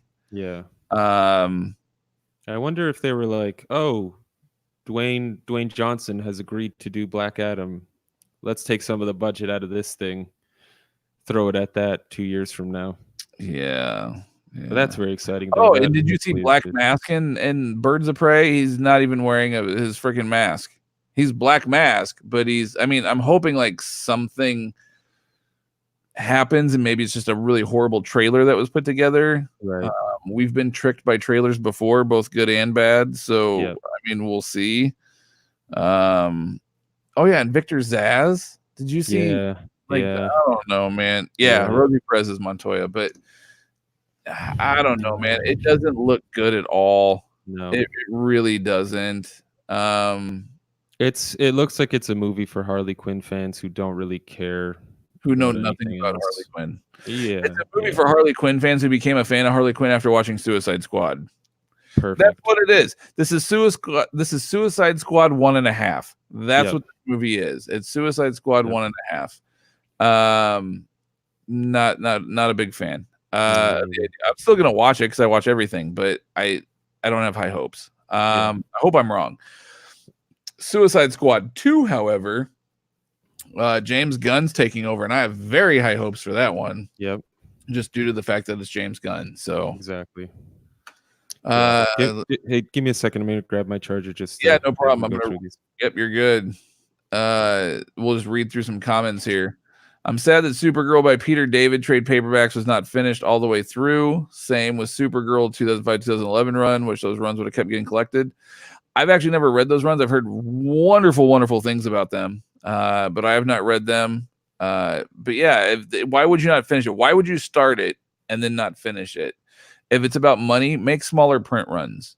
You know, if it comes down to you not selling 10, 100,000, whatever it is, make a smaller print run. So at least the book is out there. And then if it goes out of print, the people that want it are going to pay the higher dollar on the secondary market, and at least they can get it. Even if they have to pay that higher dollar amount, at least they can get it. Yeah, I'm pretty pissed off about that one too, because I was getting those trade paperbacks. Oh, were you? Yeah. Along with the Cassandra Cain Batgirl ones, which they also just stopped doing. Yeah, that makes no sense. I don't get it. Like I said, if it's about print run, if it's about not making money, make a smaller print run. Yeah. At least make it available for people out there. And then, like I said, if it goes out of print because they didn't jump on it right at first, people will pay high dollar for it. Let them do that. Yep. Yeah, white man can't jump, Rosie. Yep, that's right. That's right. I like the Man Wolf trade paperbacks, and now I'm picking up the MODOK trade paperbacks. Star Trooper sounds like they're friends with Rusty. Yeah. Another person from our other co-host from Four Guys in a Comic, Rusty Surfer, aka Alex. He really got into that MODOK stuff there for a while. Yeah. Marvel's easy to follow in continuity. Yes and no. I guess it depends on depends which character. Yeah, it depends on the character. Venom's had so many origins now. Yeah, Venom, Wolverine, those ones are hard to follow. So I guess it depends on the character. Spider-Man's pretty straightforward. Yep. So I would have to agree with you there. Wonder Woman 84 looks more promising than Birds of Prey. That it does. I am wondering though how Chris Pine's character comes back. Yeah, Colonel Steve Trevor. How does he make it? Did you see he's wearing a fanny pack? Yeah, I did. Yeah. I hope he's got his Green Lantern ring in there. Yeah, that was epic. I saw him wearing the fanny pack, and I was like, "Oh, that's good. That's so good." I was mad though that in the trailer they didn't show Cheetah. I mean, they showed Kristen Wiig, but they didn't show her as Cheetah, which I was really looking for. Yeah, at least we know we'll see it. I wanted to see a Silver Sable Black Cat movie. I was prepared for it to be an action movie, nothing like the comics. There was talks of that movie, I think. I don't think anything ever came of it, obviously, but I want to say, like, at one point in time, there were talks of a Silver Sable Black Cat movie. I don't know. Wouldn't be I don't know. It's tough for me to get excited about too many of these movies nowadays. I'm feeling the burnout, you know? Yeah. Oh, yeah. Just because, I mean, even the shows have been, from what I've heard, they've been great. I don't know what you thought about Titans, but I enjoyed the first season a bit. I enjoyed the first season. The second season I've seen bits and pieces of. I just haven't had time to really sit down and watch it. But it's not like high on my list, but I did enjoy it for what it was. Doom Patrol was what it was all about, though. Doom Patrol, fair enough. Yeah, and from what you told me, Watchmen's pretty damn good. Oh God, yes. Watchmen actually held my attention. I need to watch that season finale tonight. Yeah. I need to get it together. I need to somehow squeeze Watchmen in before The Witcher drops on. Yeah, you don't even have children. I don't want to hear it. All right, you have all the time in the world, mister. No. Your girl enjoys watching these things with you. You should not find it very difficult to find time to watch these. All right. Yeah, I guess so. I get lazy. I get lazy with watching TV shows. Isn't that wild? Well, it's because you gotta go work out, you know, you gotta get your swole on, you gotta make sure that the Flash is impressed with how buff you are. True. Yeah. I'll never forget that moment. That was by far one of the funniest things ever. For those that don't know, we talked about it on the podcast at one point, but Mike and I were at a Comic-Con in Washington, D.C. a couple years ago. We had a booth there, our podcast did, and John Wesley Shipp was there. As you all know, probably, he was the original Flash from the 90s. And then he also made his appearance as Flash's dad in the new one. But we met him and we like shook his hand, like got photos and stuff with him and whatnot. And he's like grabs a hold of Mike and starts like grabbing him around the neck. And he's like, oh, you work out. Yeah. he's like, they had to pay money to put muscles like this in my suit. Yeah. I still haven't gotten that call from the CW, so I guess he didn't put in any good word for me. Yeah, Mike said, that's it. Put in a word for CW. I'll be on your guys' shows. I'll do whatever. I'll be whoever. You got that all Canadian American look on you. Yeah, Captain Canada. Captain Canada. I'm pumped for Carnage Venom. If it's half decent, I'll be happy.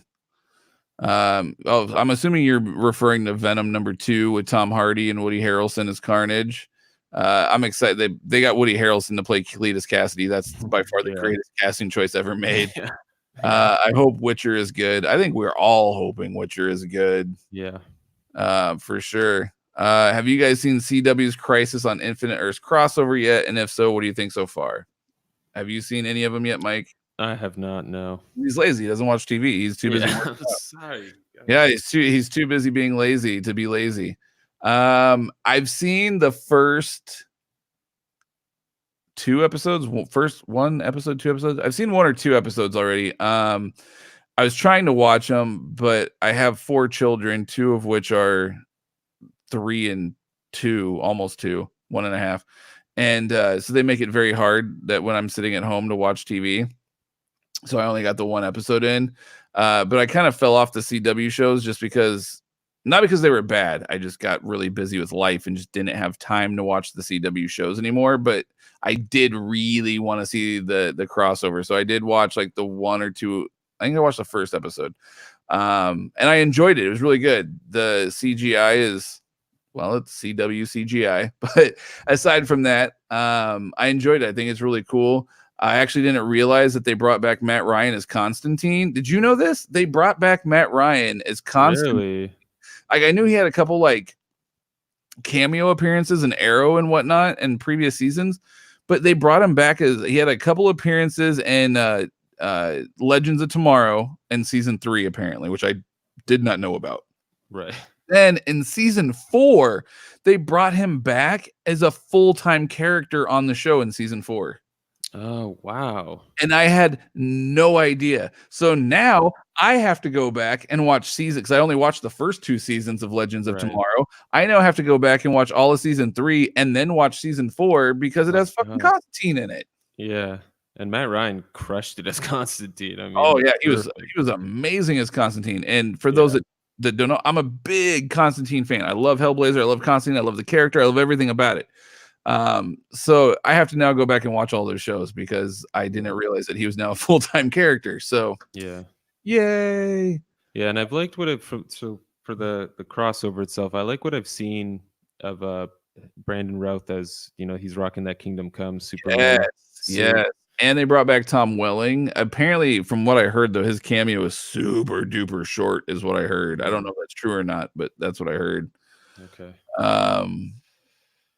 Yeah, I lose interest after 10 minutes. That's yeah, that's my natural born killers equals perfect carnage. I agree. So the Fantastic Four Epic Collection Volume 1. Yeah, man, if you want to collect, if you don't want to go back and try to find all the omnis, because they are getting pricey and some of them are out of print and whatnot, especially Volume 3 and I think Volume 2. Volume 1's out there, but I think Volume 2 and Volume 3 both are out of print. Yeah, go with the Epic Collections. They are fantastic. I have a bunch of Epic Collections myself. They're really, really solid. They're super cheap. They're way affordable. I do strongly recommend the Epic collections if you can't find the Omnis for a good price. Yeah, Um, you're not losing a lot of detail in the artwork either with the smaller page size. No, not at all, not at all. And then the Yeah. paper is like that nice newspaper print, like kind of what you grew up reading. It's glorious. Jeremy Wilson, The Flash. The 3rd episode was great for a cliffhanger until January. Oh, I used to watch The Flash with my 11-year-old all the time, and then he sort of fell off of it too. So I didn't have a reason to watch it anymore, and I got busy. Star Trooper is the Doom Patrol by John Byrne omnibus still coming. Mike, you thought it was already out, didn't you? I believe it came out already. Let me just double check here. Yeah, I'm pulling up IST right now to see. I thought if it didn't come out yet, I thought it was coming out like any day now. Maybe not. Maybe it hasn't. My bad. My bad, guys. It's not out yet. I must have. I thought I had seen Gem Mint get it or someone. Doom Patrol, the Bronze Age omnibus is out. Maybe that's it. My bad. Yeah, that one is out. I mean, it's still showing February. Oh, it's February. That one's dropping for the John Byrne one. Yeah. Okay. Well, as of now, it hasn't been announced that it's not coming out. So, fingers crossed. Fingers crossed. You guys can't see right now because of the way my camera set up, but my cat is just sitting here on my desk staring at my computer screen like what's happening right now. Jeremy also had the Ellis guy or whatever his name is that plays Lucifer. Oh, he did show up on it? To be first for a character being played by the same guy for 3 different Netflix, CW, and Fox. All right, there goes my cat again. Punk ass. He's so annoying. I love him, but he's annoying. Yeah. No, that's awesome. Cool. I did like Lucifer. I watched the Lucifer or whatever on whatever it originally aired on Fox, I think. I did watch it on there. I did actually enjoy that show. It was pretty good. And then I saw that it went to Netflix. It got repicked up on Netflix. So I'm trying to play catch up on that one as well when I have time, because it is a show that I am interested in. But no, that's pretty awesome. I did enjoy it. Have you seen Lucifer at all? I know you like books. Yeah, I saw a couple episodes. That's it. It's pretty dope. My cat. Damn him. The 3rd episode of Crisis, the Flash episode. I don't even know what the hell just happened. There he goes. Which had John Wesley Shipp come back as the Flash. Oh, your buddy came back in the 3rd episode, dude. There we go. You need to watch that crossover. I know. I got to give him a call. Yeah, you need to shoot him an email and say, "Hey, remember me? I'm the one with the traps." Yeah. Yeah. I mean, it's probably not the same anymore, but it's all right. We'll see what happens. I'll get my manager to give his manager a call and set up a meeting. They'll fly me down to California or wherever. Yeah. I'll be your manager, man. 10%. I'll be your manager. Fair enough. 10%. All right, we'll talk. Banana Jester, opinions on John Byrne's She-Hulk Omni. I want it, but I hate that it's missing issues in the middle of the run that aren't by him. Oh yeah, Marvel does have a tendency to do that. When they do the author-based books, they do omit anything that's not included by that author. I don't think that. I mean, if you're a fan of the content, I wouldn't not buy it because of that. Yes, it would be annoying. But if you are a fan of the content, I definitely would still pick it up for sure. I wouldn't not pick it up because of it. Yeah. Yeah, the Netflix season of Lucifer was great, and the last season is coming. Nice. Yeah, I watched some of it on Netflix. I watched like the first season, or not the first season, but the first 5 episodes, I think, on Netflix, something like that. Anyway, it was good. I enjoyed it a lot. I just got to find time. There's too much between reading and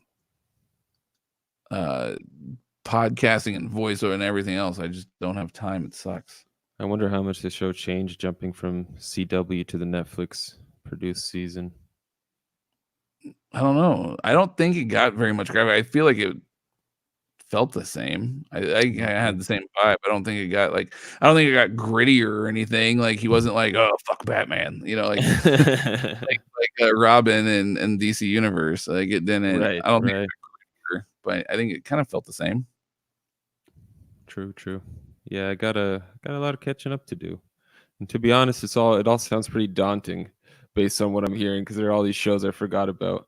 Yeah, there's a lot. You gotta have like a million hours, but maybe like it'll be something like you can get your girl hooked on one of them, and then she'll just be Right. like, "Hey, we have to watch this because I'm hooked now." And then you're like, "Oh no, I can't watch that." Okay, you twist my arm. Like, Yeah. maybe it'll be like one of those things. Every I once in a while, guess I I'll get my wife hooked on stuff like that, and she surprises me, and she'll be like, "Hey, we need to watch this." I'm like, "Hell yes, we do." yeah, I'll stop doing the dishes. Yeah, let's go. Yeah, Let's go let's do watch. it. Sit down and watch what with you? Yeah, let's do it. Yeah, I guess. Twist my arm. Let's see. What do we have here? Sorry, you got a lot of incoming. Do we think they'll be introducing Namor into the movies? That's a good question. I don't know. I Was don't even Namor really tied up with all the Fantastic Four, I don't even right? think they've ever really hinted at Namor before that I can Mm, recall. Maybe they have hinted a little bit in Avengers. Maybe there might have been like little like subtle hints, but I don't think anything major. yeah, J Rocks just said he thinks Namor is coming for sure. Uh, if he does, I don't think it's going to happen until they can start. Well, I guess now they can use the term mutant now that they own the rights. right. But yeah, someone said, "Hang on, we're jumping around here. Sorry, guys. Namor's coming for sure." Oh, Star Trek. I thought the name or what is going to appear in a Black Panther movie.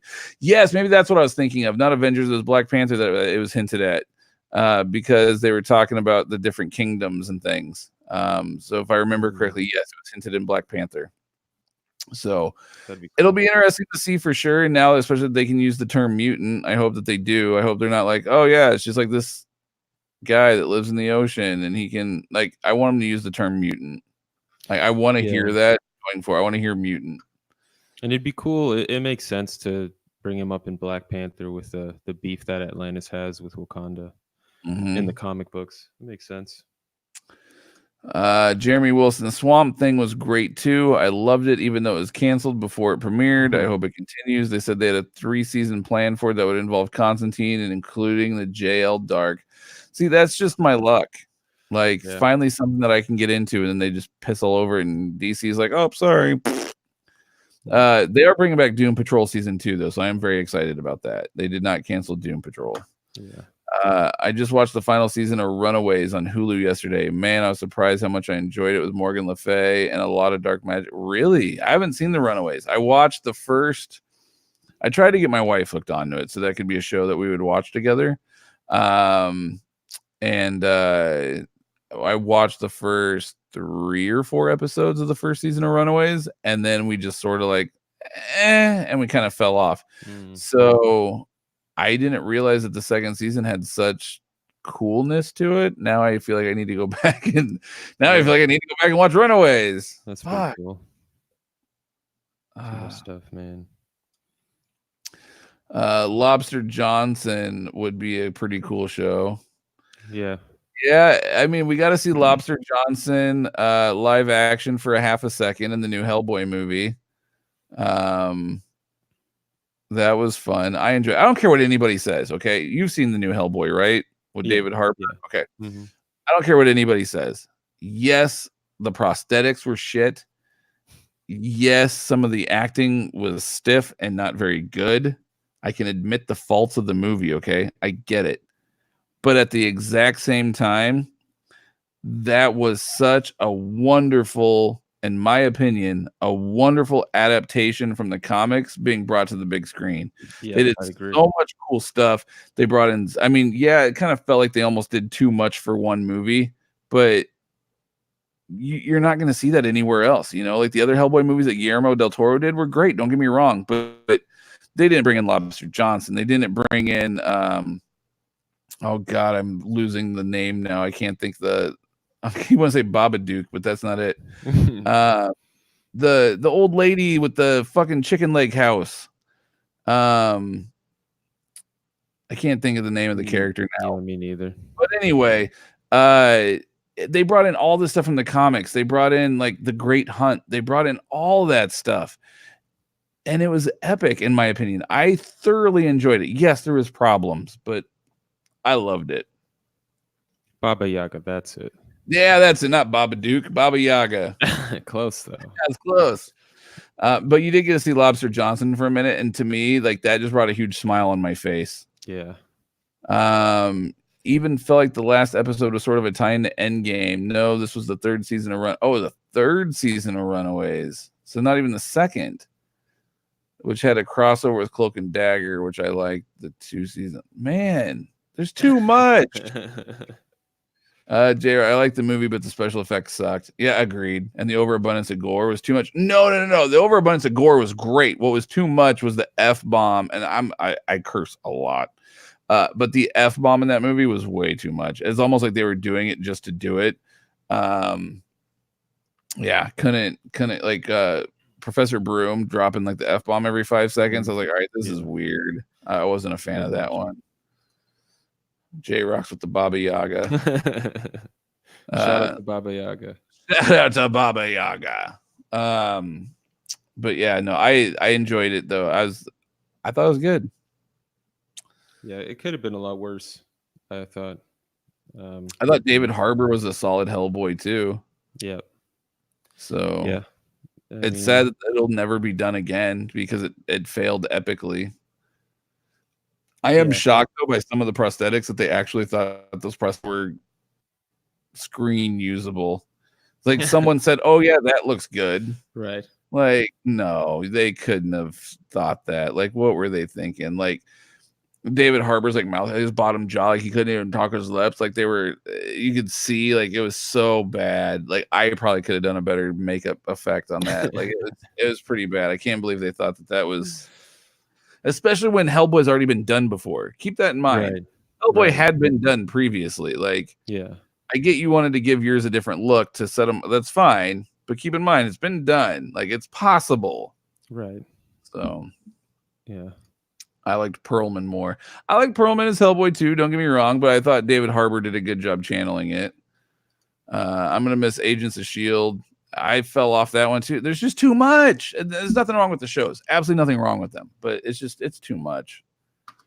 I'm really excited for the Marvel Disney Plus shows. Yes. Really hyped for the shows and the new movies going forward, and they'll introduce entirely new characters. Have you seen, Mike, the still for WandaVision? Yeah, I have. Oh, it looks so good. It looks so good. Yeah, that was I have seen that. I don't know if I'll see the show when it comes out, but I think WandaVision is gonna be like one of those shows that I think it's like you're gonna see it. It's like Harley Quinn. Like it's gonna be that show where you go, "This is the show I never knew I wanted." Oh yeah, for sure. I agree. It's gonna be great. Really excited for Moon Knight. Oh, you have no idea how excited I am for Moon Knight. Whoo! I'm a big Moon Knight fan. My cat again. I'm gonna hurt him. She-Hulk and even Ms. Marvel. I think it's a cool idea to give them their own show first, then they show up in the movies. Agreed. As long as they keep Moon Knight true to form, I will be super excited. And there's a lot of iterations of Moon Knight. You could choose any of them, and I'll be happy. But he can't just be like some superhero. He's got to be conflicted. He's got to have the personalities. He's got to have, the personal demons. He's got to have all that. Like it's got to be. You can't bring him. And it's Marvel. I trust that they're gonna do the right thing. The Marvel does a really good job on their TV shows. Yeah, if they could do to Moon Knight what they did with Daredevil or Punisher, I mean, yes, sir. Just get rid of the boring plots that some of those had, like Daredevil season 2 with the Elektra. You could have gotten rid of all that, and nothing wrong with Elektra, but like the plot line, it just didn't move forward. It's stagnant, and it made me get bored.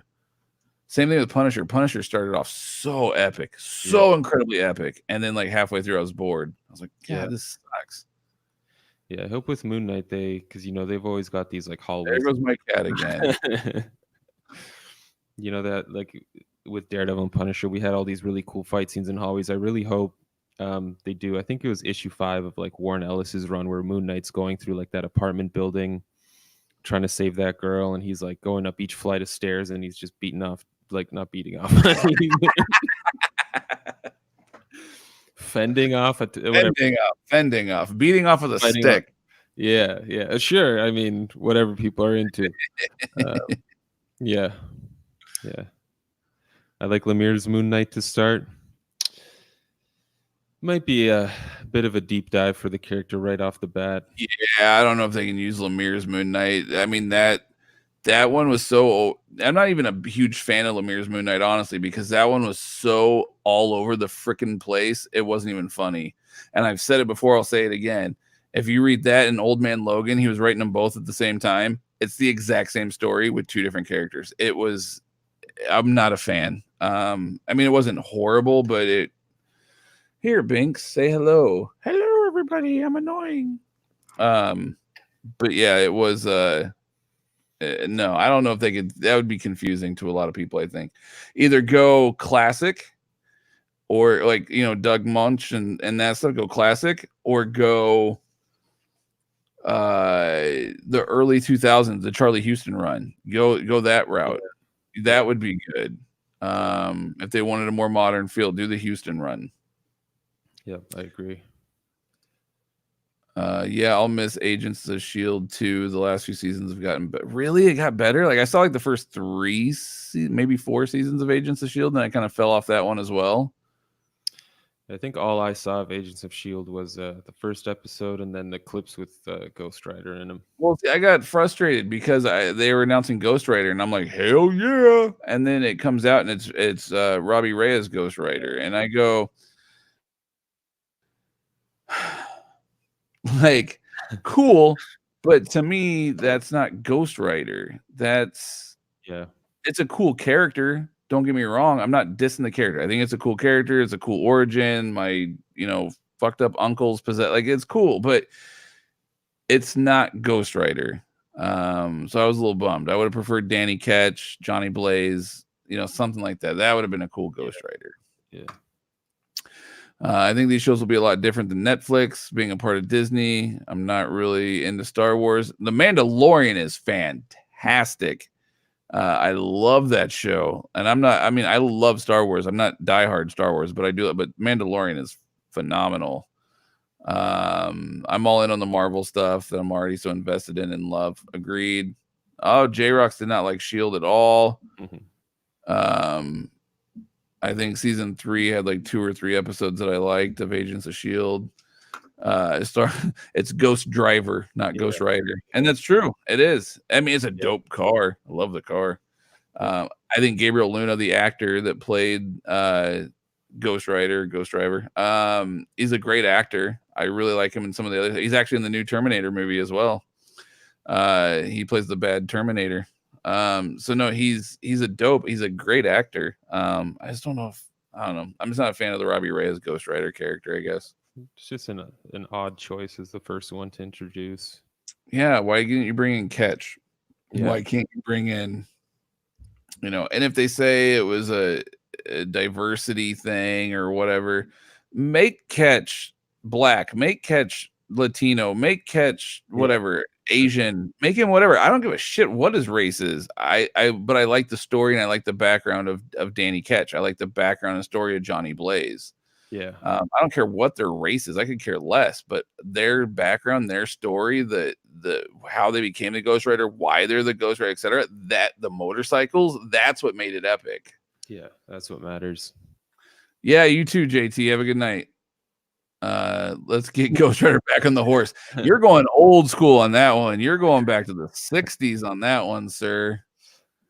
Awesome. Go read some Spider-Man. I think we'll probably be ending here pretty soon. Anyway, we've been going almost 2 hours. I can't believe it. It's pretty wild. Yeah, Rider on a car sucks. Yeah, it does. That, and I wasn't a big fan of the art in the comic either. Traz Moore, I'm not. The only time that I've ever really enjoyed his art was in Luther. I thought it worked wonderful in Luther. I thought it was fantastic. But as far as the other books, I wasn't a fan of the art. The fire just looked like red and yellow lines. It was weird.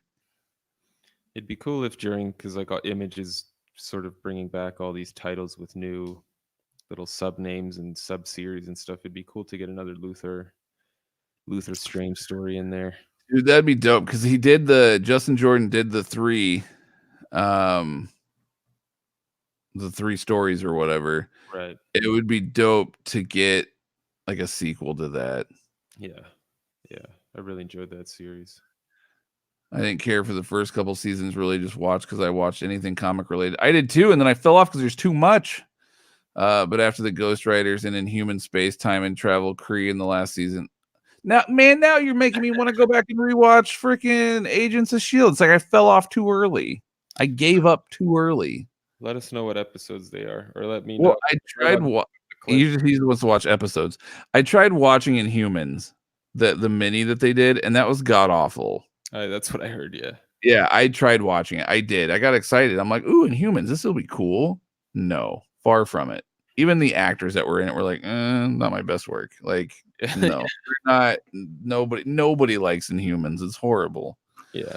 So if Inhuman tie-in episodes to Agents of Shield were good, I'd be interested in saying that. But the Inhumans TV show itself sucked. Yeah. Black suit, mullet, 90s Superman, so good. I you know what? I don't mind the mullet 90s Superman. That Death and Return omnibus is a good time. I got it sitting over there. I need to read it. I haven't read it yet, but I got it sitting over here in my shelf. Yeah. You know, I wonder if the mullet will ever come back. I hope not. I had a mullet. I was in 6th grade. I rocked a mullet. Hardcore mullet, man. Like down to like here, short on top. Dude, I had a straight up mullet. Before that turned into a mullet, I had the rat tail. Oh, yeah. I rocked the tail first, and then I let it all grow out, and I went from a tail to a mullet. I evolved. I was like a fucking Pokemon. I evolved from a rat tail to a mullet. Damn, that's pretty good. I only ever evolved from the bowl cut. Yeah, and then I evolved from the mullet into a bowl cut. That's why I evolved from next. Yeah, dude. Straight up Pokemon style. I evolved from that into a bowl cut, and I rocked a bowl cut for years. Wow, nice. Yeah, I'll see pictures of that someday. Let's get more than half of the comic related shows because I don't watch all the bad ones, and they will turn me off. Only the good ones. Yeah, I feel you. I'm on the same page. That's my excuse too. Yeah. Okay, I had a tail. See, I'm not the only one rocking tails. What about the bald cut? Okay, I never did rock the bald cut with the long bangs. There's some kids in my school that did that. I thought they looked like bugs. It looked like antennas coming off their head. I wasn't a fan because they would have the 2 bangs like that came down like this, and then the rest was all shaved. Right. I thought it looked like a fucking ant of some sort. I had friends that did. I couldn't do it though. Not my style. Did you ever do the mohawk or anything? Oh yeah. I had mohawk, faux. I had it all. Wow. I had the mohawk originally, and then I had a more professional job. Well, I still do have that same job. I've evolved in that job too, but I went more. So I went with the more professional. I called it the professional hawk. It was basically a faux hawk, but it was like more extreme. But it was my professional mohawk. I rocked that one for a while. Well, I had long hair too at one point, like really long hair. Yeah. Damn. And when you get to be my age, man, you rock a lot of styles. Well, I don't know. I haven't experienced Mike's like, all I've ever had was a bowl cut and this. Well, I did have a little buzz cut phase in between when my dad was just shaving my head back in the day, but that was it. I did shave my head at one point too. I've done that one as well. Well, we'll see what happens. Maybe I'll do like bald everywhere except for like circle patches. Yeah. Be like polka dot man. Yeah. I was bald with the tail on the back. And I think Jay and I have talked about this previously. I'm pretty sure he's my age. So that's epic. Jeremy, they do a whole season around Inhumans, but not the bad characters or anything from the show. Awesome.